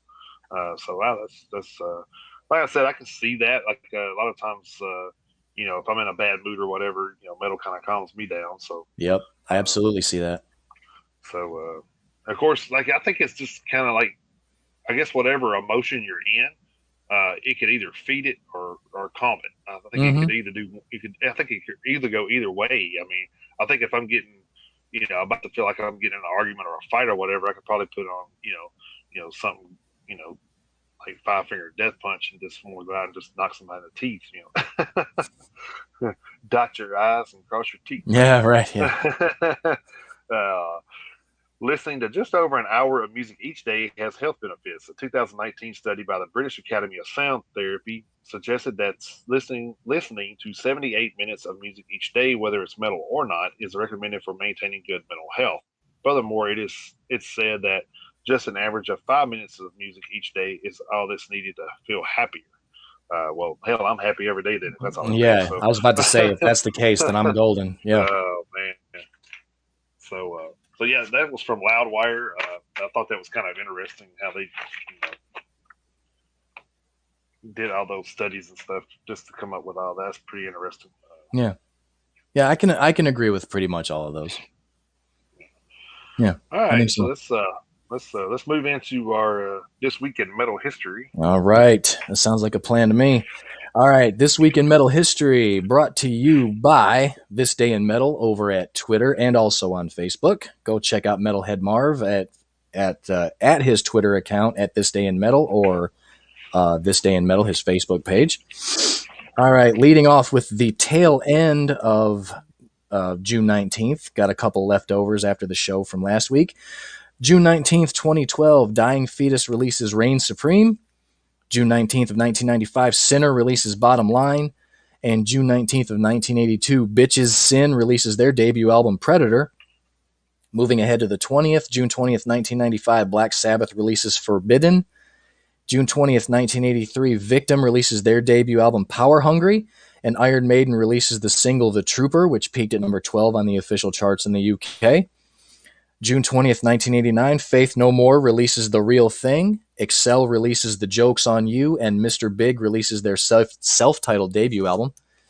June 20th, 1984, Incubus releases their debut album To the Devil a Daughter, and I don't think it's the same Incubus as the one some of you may be thinking of. At least I don't think it is. June 20th, 1986, Presence releases their debut album Rock Your Life. June 20th, 1987, Agents releases their debut album Stick to Your Guns. June 20th, 1988, Saxon releases Destiny. June 20th, 2000, King Diamond releases House of God. June 20th, 2008, Scar Symmetry releases Holographic Universe. June 20th, 1979, Samson releases their debut album Survivors. And June 20th, 1994, MOD releases Devolution. Moving ahead to the 21st, June 21st, 2012, Banshee releases Mind Slave. June 21st, 1990, Exodus releases Impact is Imminent, which peaked at number 137 on the Billboard 200. June 21st, 1993, Tad Morose releases their debut album Leaving the Past Behind. June 21st, 1987, Megatak releases their debut album Raw Delivery. Helix releases Wild in the Streets. Keel releases a self-titled album, and White Lion releases Pride. June 21st, 1985, Motley Crue releases Theater of Pain, and Kid Wicked releases a self-titled cassette. And Kid Wicked, which I did not know this, was Sebastian Bach's first band, and he was 14 years old when the band was formed in 1983. Jesus. I know, right? June 21st, 2019, Memoriam releases Requiem for Mankind. Moving ahead to the 22nd, June 22nd, 1998, Ice Earth releases Something Wicked This Way Comes, and I actually own that CD. That is a very good album. June 22nd, 2004, Motorhead releases Inferno, and the Hollywood Rose compilation The Roots of Guns N' Roses is released. June 22nd, 1992, Black Sabbath releases Dehumanizer. June 22nd, 2018, Hellhound releases The Oath of Allegiance to the Kings of Heavy Metal, and Chemist releases Desolation. June 22nd, 1993, Death releases Individual Thought Patterns, Merciful Fate releases In the Shadows, and Morbid Angel releases Covenant. June 22nd, 2010, Danzig releases Death Red Death, which peaked at number 35 on the Billboard 200. June 22nd of 2009, Night Rage releases Wearing a Martyr's Crown. June 22nd, 1999, Hypocrisy releases a self-titled album. June 22nd, 2007, Candlemass releases King of the Grey Islands. June 22nd, 1984, Avenger releases their debut album Bloodsports. Moving ahead to the 23rd, June 23rd, 1992, Napalm Death releases Utopia Banished. June 23rd, 1980, Rail releases their debut album Arrival. June 23rd, 2009, Voivod releases Infini. Dream Theater releases Black Clouds and Silver Linings, which debuted at number 6 on the Billboard 200. June 23rd, 2017, Municipal Waste releases Slime and Punishment. Broken Hope releases Mutilated and Assimilated, and Dying Fetus releases Wrong One to Fuck With, which peaked at number 180 on the Billboard 200. I thought that was pretty funny. June 23rd, 1985, Warrior releases their debut album Fighting for the Earth. June 23rd, 1998, The Haunted releases their debut album The Haunted. June 23rd, 1982, Rage releases Nice and Dirty. June 23rd, 2003, Metallica releases the single Saint Anger. Depending on your opinion, that was a day to celebrate or not. June 23rd, 2006, Cloven Hoof releases Eye of the Sun, and Leatherwolf releases World Asylum. Moving ahead to the 24th, Motley Crue releases Generation Swine. Oh, that was June 24th, 1997. Sorry. And also Malevolent Creation releases In Cold Blood. June 24th, 1985, Saxon releases Innocence is No Excuse, and Dark Wizard releases their debut album Reign of Evil. June 24th, 2011, Sepultura releases Kairos. June 24th, 2013, Queensryche releases a self-titled album, which was also Todd La Torre's debut as vocalist, and Autopsy releases The Headless Ritual. Moving ahead to the 24th, still on the 24th, my bad, sorry about that. June 24th, 2014, Mastodon releases Once More Around the Sun, and Allegion, I think that's the way you say that, if not, I'm sorry, releases Elements of the Infinite.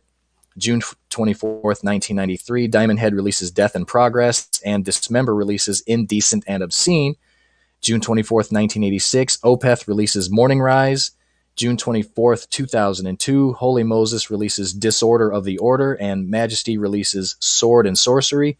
June 24th, 2008, Motley Crue releases Saints of Los Angeles, which debuted at number 4 on the Billboard 200. And June 24th, 1991, Panic releases their debut album Epidemic. Moving ahead to the 25th, June 25th, 2013, Havoc releases Unnatural Selection. I liked that album very much. And Amon Amarth releases Deceiver of the Gods, which peaked at number 19 on the Billboard 200. June 25th, 2002, Halford releases Crucible, and Soulfly releases 3. June 25th, 1990, Deicide releases their self-titled debut album.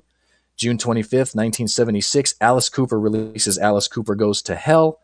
And June 25th, 2003, Tarot releases Suffer Our Pleasures.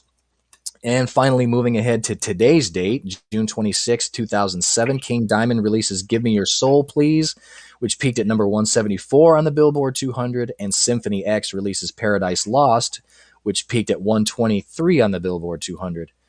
June 26th of 2001, Iced Earth releases Horror Show, which was also a good album, but not as good as Something Wicked This Way Comes, in my opinion. June 26, 1972, Dust releases Hard Attack.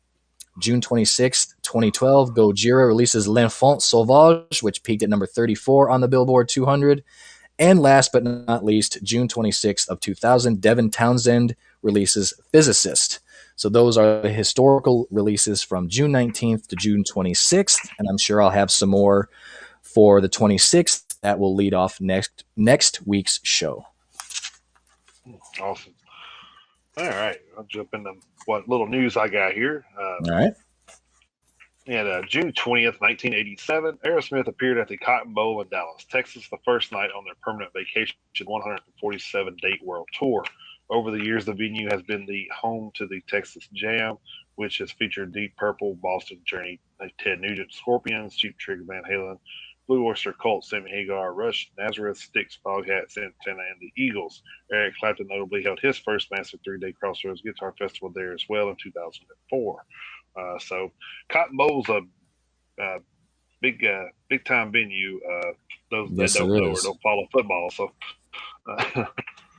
of course, everything is pretty much held in AT&T Stadium nowadays. But right, the house that Jerry built. Yeah, right. Been there, and I can say that just being a Dallas Cowboys fan, I can say I've been there, done that, but I wouldn't want to go back just because I didn't feel. It's a lot of money to spend to not see what you can see at home on your TV. So, I can see that.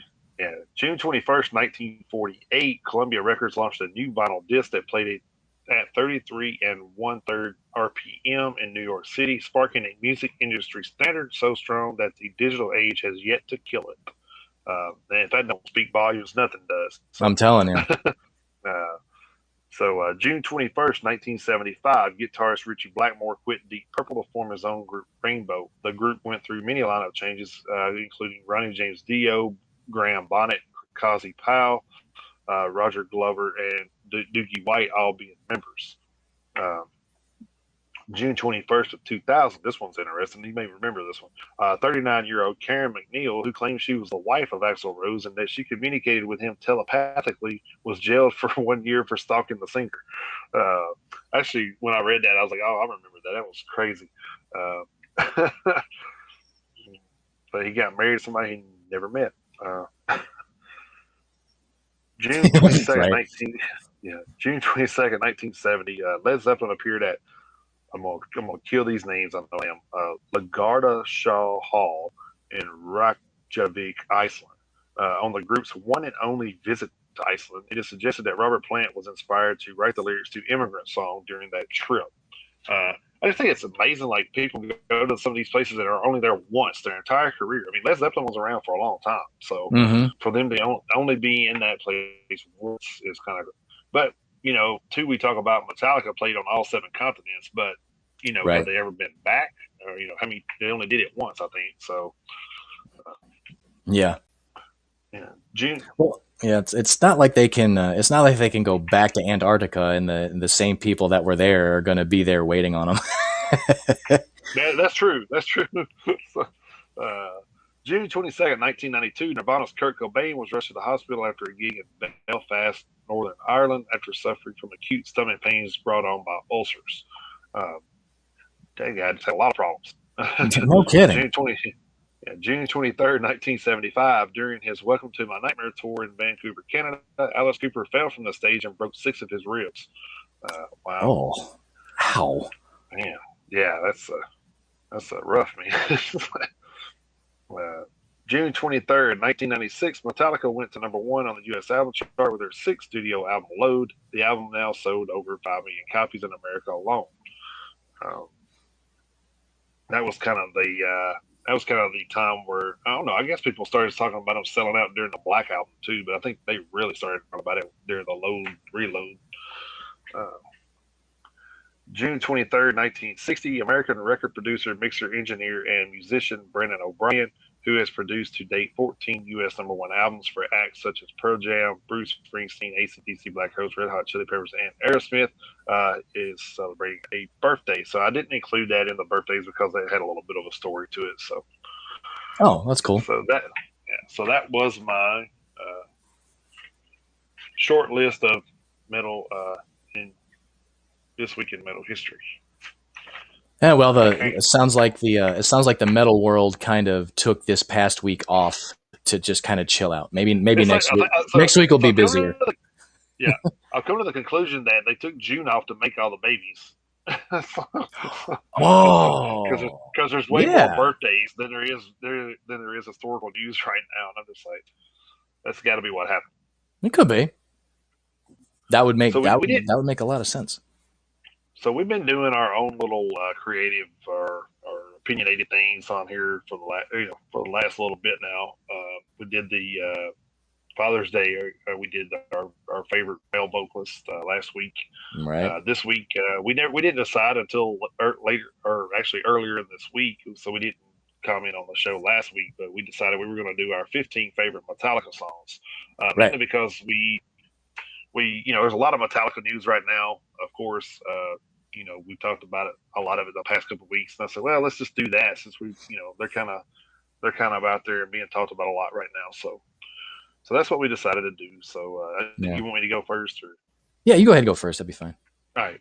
So these are my 15. Not in no particular order. I just threw them out there. Um, so I have Master of Puppets, Harvester of Sorrow, Enter Sandman, Whiplash, Spit Out the Bone, Fuel, Seek and Destroy, Battery, Welcome Home Sanitarium, Creeping Death, Hardwired, All Nightmare Long, For Whom the Bell Tolls, Jump in the Fire, and King Nothing. Those were my 15. I really don't think I really don't think you could go wrong with a list like this pertaining to a band like this. Oh no, Um, no. because I mean, you and of course we've said this about every list we've made, whether like last week we did 20, this week we did 15, and then basically all the other lists we've done we've narrowed it down to 10.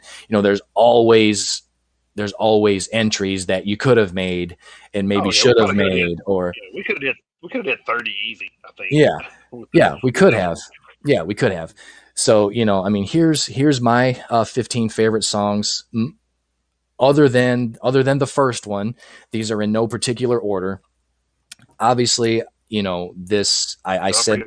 this, the Unforgiven. Yeah, I said this when we did the power ballads because this was the very first one that I listed. The Unforgiven is hands down my favorite song of all time. No ifs, ands, or buts as far as I'm concerned. That's an easy answer for me. So the Unforgiven is at the top of the list. Then I have Nothing Else Matters and Enter Sandman. hey, that album sold over 30 million copies worldwide for a reason, so Right. it is, No it is doubt. what it is. So yeah, The Unforgiven, Nothing Else Matters, and Enter Sandman. Then I have The Four Horsemen, I have Whiplash, I have Creeping Death, Fade to Black, Battery, Master of Puppets, One, and Justice for All, For Whom the Bell Tolls, No Leaf Clover. I wish they would do an actual studio recording of that song, because the Oh only yeah, that would place be great. the only place I've ever heard it is on the S&M Right. album, and I really wish they would do a studio recording of that song, because I loved it the first time I heard it.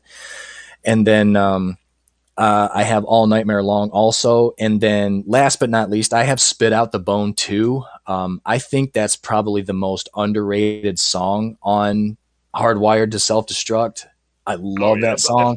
it's by far my favorite song on that album. Yeah, yeah, and I think it's overall an underrated song. Like I say, on the album for sure, but I think it's definitely an underrated song, on the catalog, as a whole.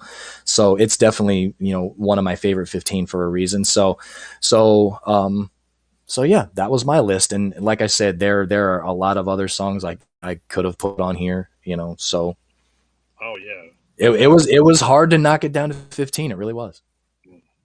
So yeah, if any of you out there that are listening are on the Metalheads page, feel free to drop it by there and comment your favorite uh, Metallica songs. We'll Oh yeah. uh, be glad to hear from you. Yeah, let's hear what everybody's basically met. Let's see what everybody's Metallica greatest hits album would include. Yeah, I think that's one of the first things we did in the Metalheads Unite page. Was I think you posted it too. Was Yeah, I think so, but it was would if you still had be. if you had like a 12 track or 13 track or something, and you had to make a greatest hits album, what would you Yeah, include? We could do that for a lot of bands actually. yeah, So and we may going forward, we may do that. But yeah, yeah, um, if anybody, yeah, if like you said, if anybody wants to go over to the Facebook page, and we did 15, so we'll give you guys 15. yeah. Give us your 15 Metallica tracks. Give us yours. And then we'll go ahead and go out and say next week we plan on doing that.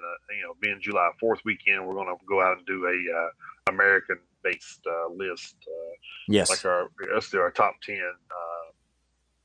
our top 10 American related metal songs. Cool. So, Yeah, I'm down for that. yeah. Sounds like a plan to me. So all right. So All right. moving on into our Yep. Last but not least, album review album time. reviews. Yeah. Album review time. That off. Actually, I listened to this Dark Throne. Didn't realize they had been out for so long. They were actually formed in 1987. Uh, they were actually originally named Black Death. Then they changed their name in '87 to Dark Throne. Uh, Okay. they were formed in Norway. Uh, so they're a death metal and black metal band.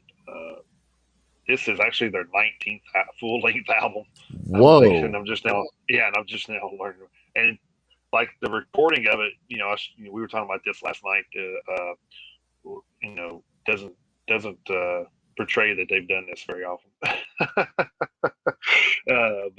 But 19 albums in, uh, they Yeah, I'm not exactly. I think they use the. I think they've been using the same equipment on album 19 that they may have used on album 1. yeah, no doubt. Yeah, what was so crazy is like this release was Internal Hails as their newest release.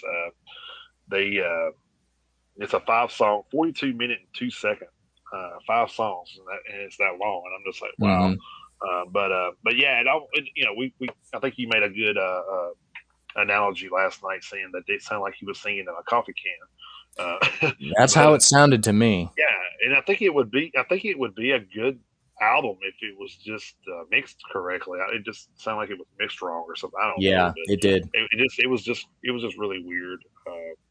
I think it would be a lot better if it was done in Dolby Digital or something. I don't Right. know. Yeah. Yeah. It's there uh, for a reason, folks. yeah, yeah. it's two guys in the band, so you can't really say a whole lot there. I mean, that's more talent than I got in, my whole body. So, uh, Same. Yeah. yeah, so you just got, Finn Riz is one of the guys. He plays drums and vocals, and he also does bass guitars and some songs. Nocturno Culto, vocals and guitars. So yeah, just the two guys doing it. So I mean, kind of a death metal Chevelle, I guess. Right. Yeah. But They should do a yeah, cover. They should do a cover of like "Send the Pain Below" or something.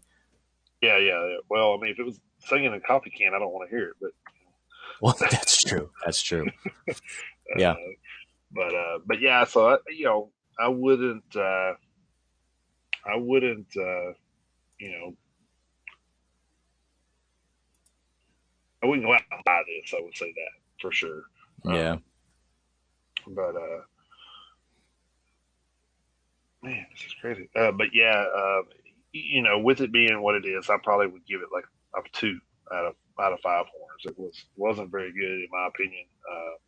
You know, any of you guys out there into the black and dark metal want to go out and give it a chance, you can do that and then come back and on here and let us know about it.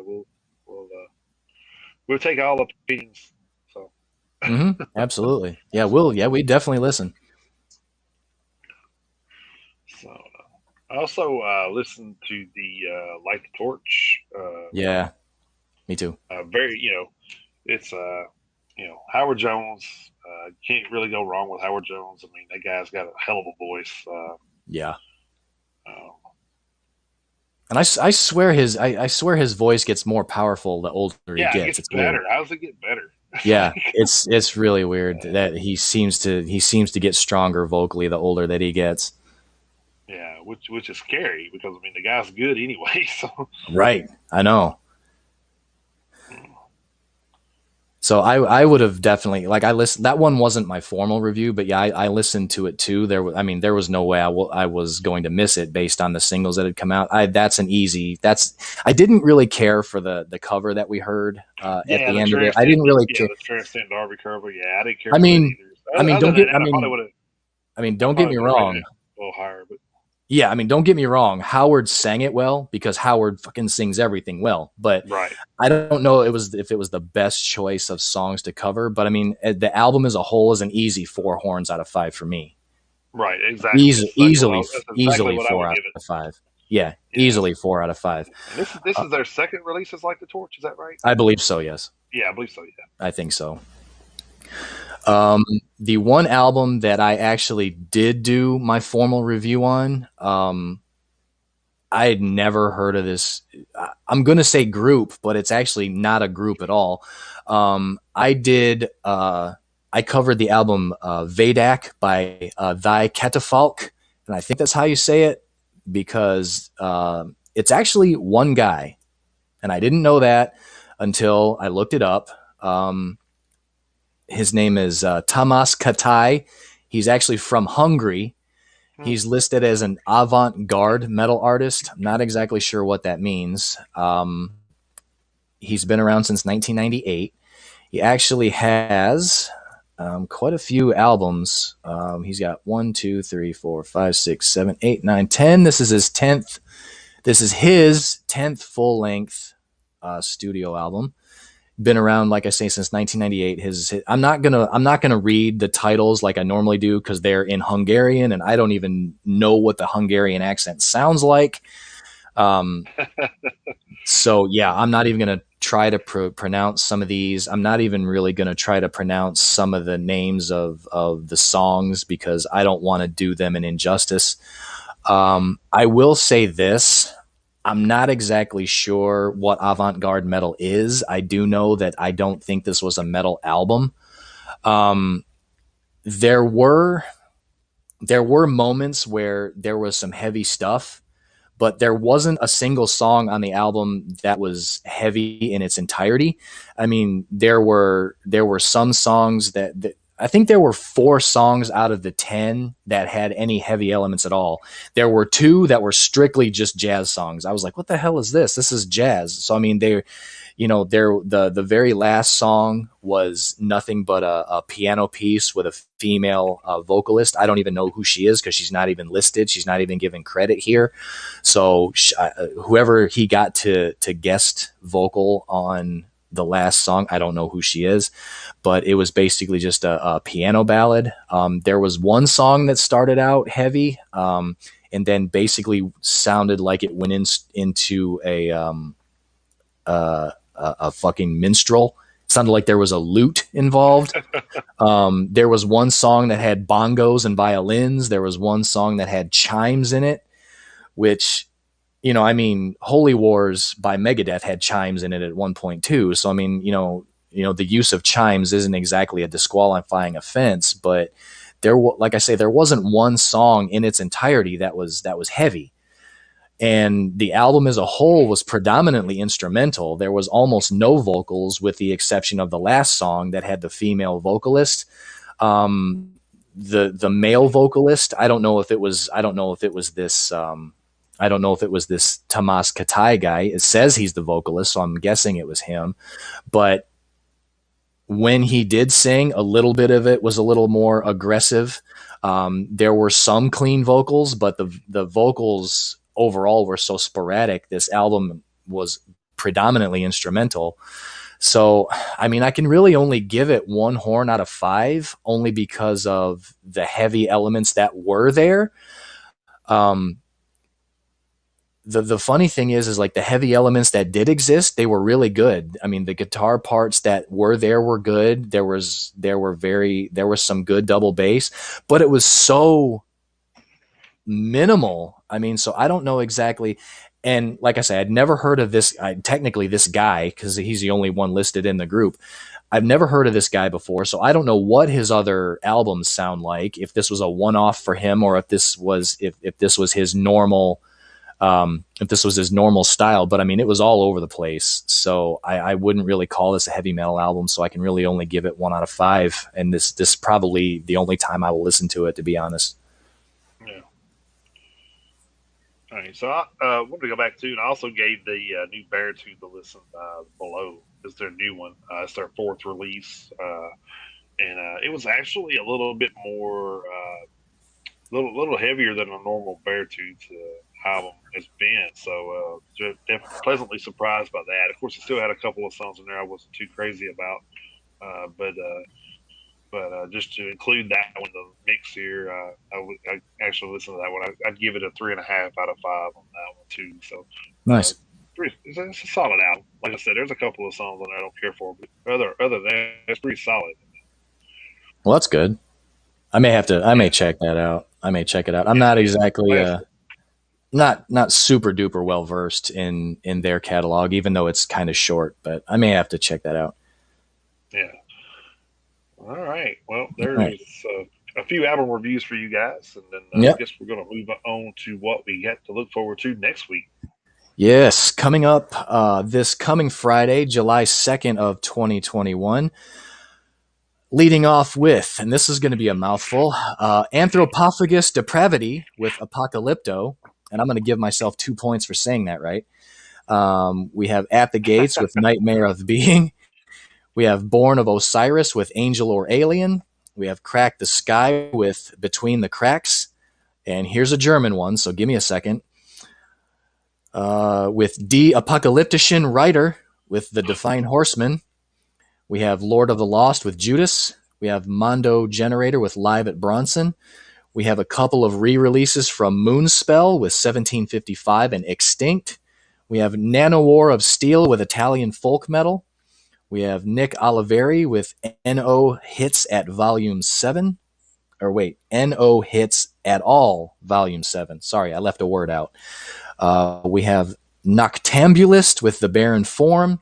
We have Psychosexual with Unholy Hymns for the Children. Oh boy, that's Psychosexual. Oh boy, that's going to be an interesting one.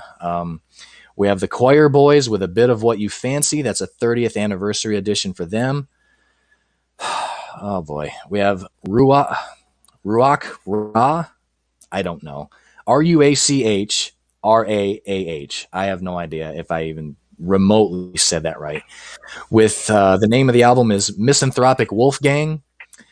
We have Take with Avik, I think. We have another compilation, various artists, Black Waves of Adrenochrome, the Sisters of Mercy tribute, and we have Tribute. And then last but not least, we have Year of No Light with Consolamentum is the name of the album. So, man, some of these are rather verbose, whether it be sounds like a Born of Osiris week for me. So. Yeah, I'm gonna.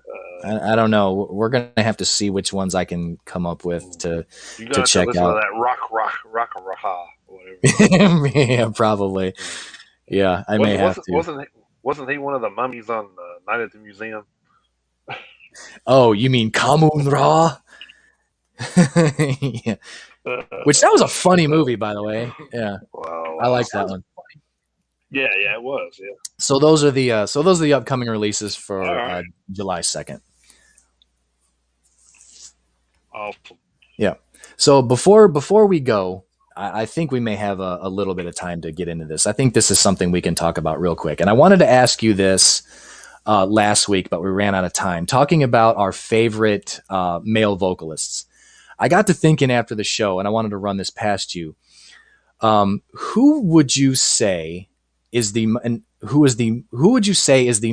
iconic male vocalist of all time in heavy metal? Not necessarily the most talented, but who would you say is the most iconic? Like the one male vocalist who would be like if you walked up to if you did like a man on the street thing and asked this question, who is like the one male vocalist you think the most people would associate with heavy metal? I would probably have to say Ozzy.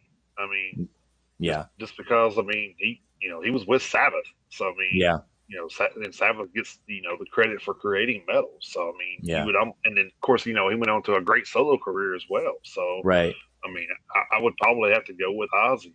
Yeah, I would go with Ozzy also because, like you say, of the career he's had, and also I think because of the sound of his voice. I think it's iconic because it's iconic in its uniqueness. Yeah, because he could come out with a new song on the radio tomorrow, and as soon as he hit that first lick, oh, that's Ozzy. Boom! Exactly. That's exactly why. That's exactly why I think that too. But like I say, I got to thinking about it because I mean, with the amount of vocalists we talked about, you got Ozzy, you got Ripper Owens, you got Rob Halford, and then you've got like Klaus Meine of the Scorpions, and you got guys like that. I got to thinking, who would be the one guy that most people be like, oh, heavy metal, and yeah, Ozzy. So yeah, that's my opinion too, and I pretty much thought that's who you would go with, but I still wanted to pick your brain on it. So like I say, it was something I thought we could talk about real quick, and I wanted to get to it last week, but we ran out of time. Yeah, that's cool. And I think that as far as like a good second, would Rob Halford would probably be in the second place, I would think. Yeah, I think so. Just because they were late 70s, early 80s. Yeah. Right in that time frame. And of course, don't get me wrong. I think a lot more. I don't want to say. I don't know. I think it'd be hard to say who second would be, because I mean I think a lot of people would consider AC/DC metal as well, which we talked about this. They're more hard rock to me. Yeah, I don't. But I still think people would say Brian Johnson. Just because they've been out, they've had a long career as well. Yeah. It'd be hard to say who they would say would be number 2 or 3. Yeah. I know who we would think, but Yeah. Sure. And when you ask questions like that, you got to put yourself into what everybody else would think, and and who they know. So I mean, of course, Ozzy's been on TV as well, so that gets a lot of people that watch TV that didn't listen to the music, watch this show. So right, there's a lot of people out there that knows who he is more than others. So it's a good point. All right. Well, anything else before we close this thing out? No, I think that, like I said, I pretty much just wanted to like pick your brain on that to see what you thought. Just a little bit of a holdover from after the show last week, but That's like a we can end it there, cool I little think. thing. That's like a cool little thing to do. Is like, I was thinking about this once before, and I forgot about it till just now. But I think that's something else we should try to include every once in a while. It's like a did you know type thing. Especially if we're covering a story over a certain band, and we could put like a little did you know fact in there. Yeah, that'd be cool. That'd be pretty cool. Yeah. Yeah. I like it. All right. So, all right. Then I guess that will conclude this edition. And then hope glad all of you that stopped by today. Hope you enjoyed it. Even though we felt like I was thinking about that earlier too, and I didn't mention it, but I felt like we were on Bruce Almighty, and we were Steve Carell trying to do the news story. Blah, blah, blah, blah, you know. It kind of felt like it for a second there. Yeah, I got a little tongue tied reading yeah, that Pantera article. Yeah, me and you both had those instances today. I was just like, wow. yeah. Well, at least I didn't say anything about my nipples going to France or anything like that. Yeah, So yeah, right. I do the cha cha like a sissy girl. Yeah, yeah. Oh wow. Yeah. uh, We're going to wind up creating a movie version of like Metalhead Unite, I guess. So, I'd be up for all that. right. Yeah, yeah. All right. All right, but yeah, So, thanks everybody for coming by, and come check us out at the Metalheads Unite Facebook page, and check us out here every Saturday on Haps. and don't forget, we stream to about 90 different platforms. So if you're on your favorite platform, just look up VOP USA and follow them or subscribe to them, whatever they allow you to do on that particular site that you like to follow. And then they will give you updates on when we go live. Yep. You like I said, I can't name them all because there's so many. I do know like the major ones, but Yeah. uh, all right. So anyway, appreciate you guys stopping by, listening to us. Hope you guys have a good week, getting ready for the fourth little vacation. Hopefully for a lot of people. No, Yep. I get a couple days. I get a couple days off. Thank God. Yeah. Yeah. Me uh, too. yeah. So all right. So with that being said, you guys keep those horns held high, and then y'all jump in that pit anytime you get a chance. Until then, Thanks, guys. see you guys next week. Have a great week, everybody.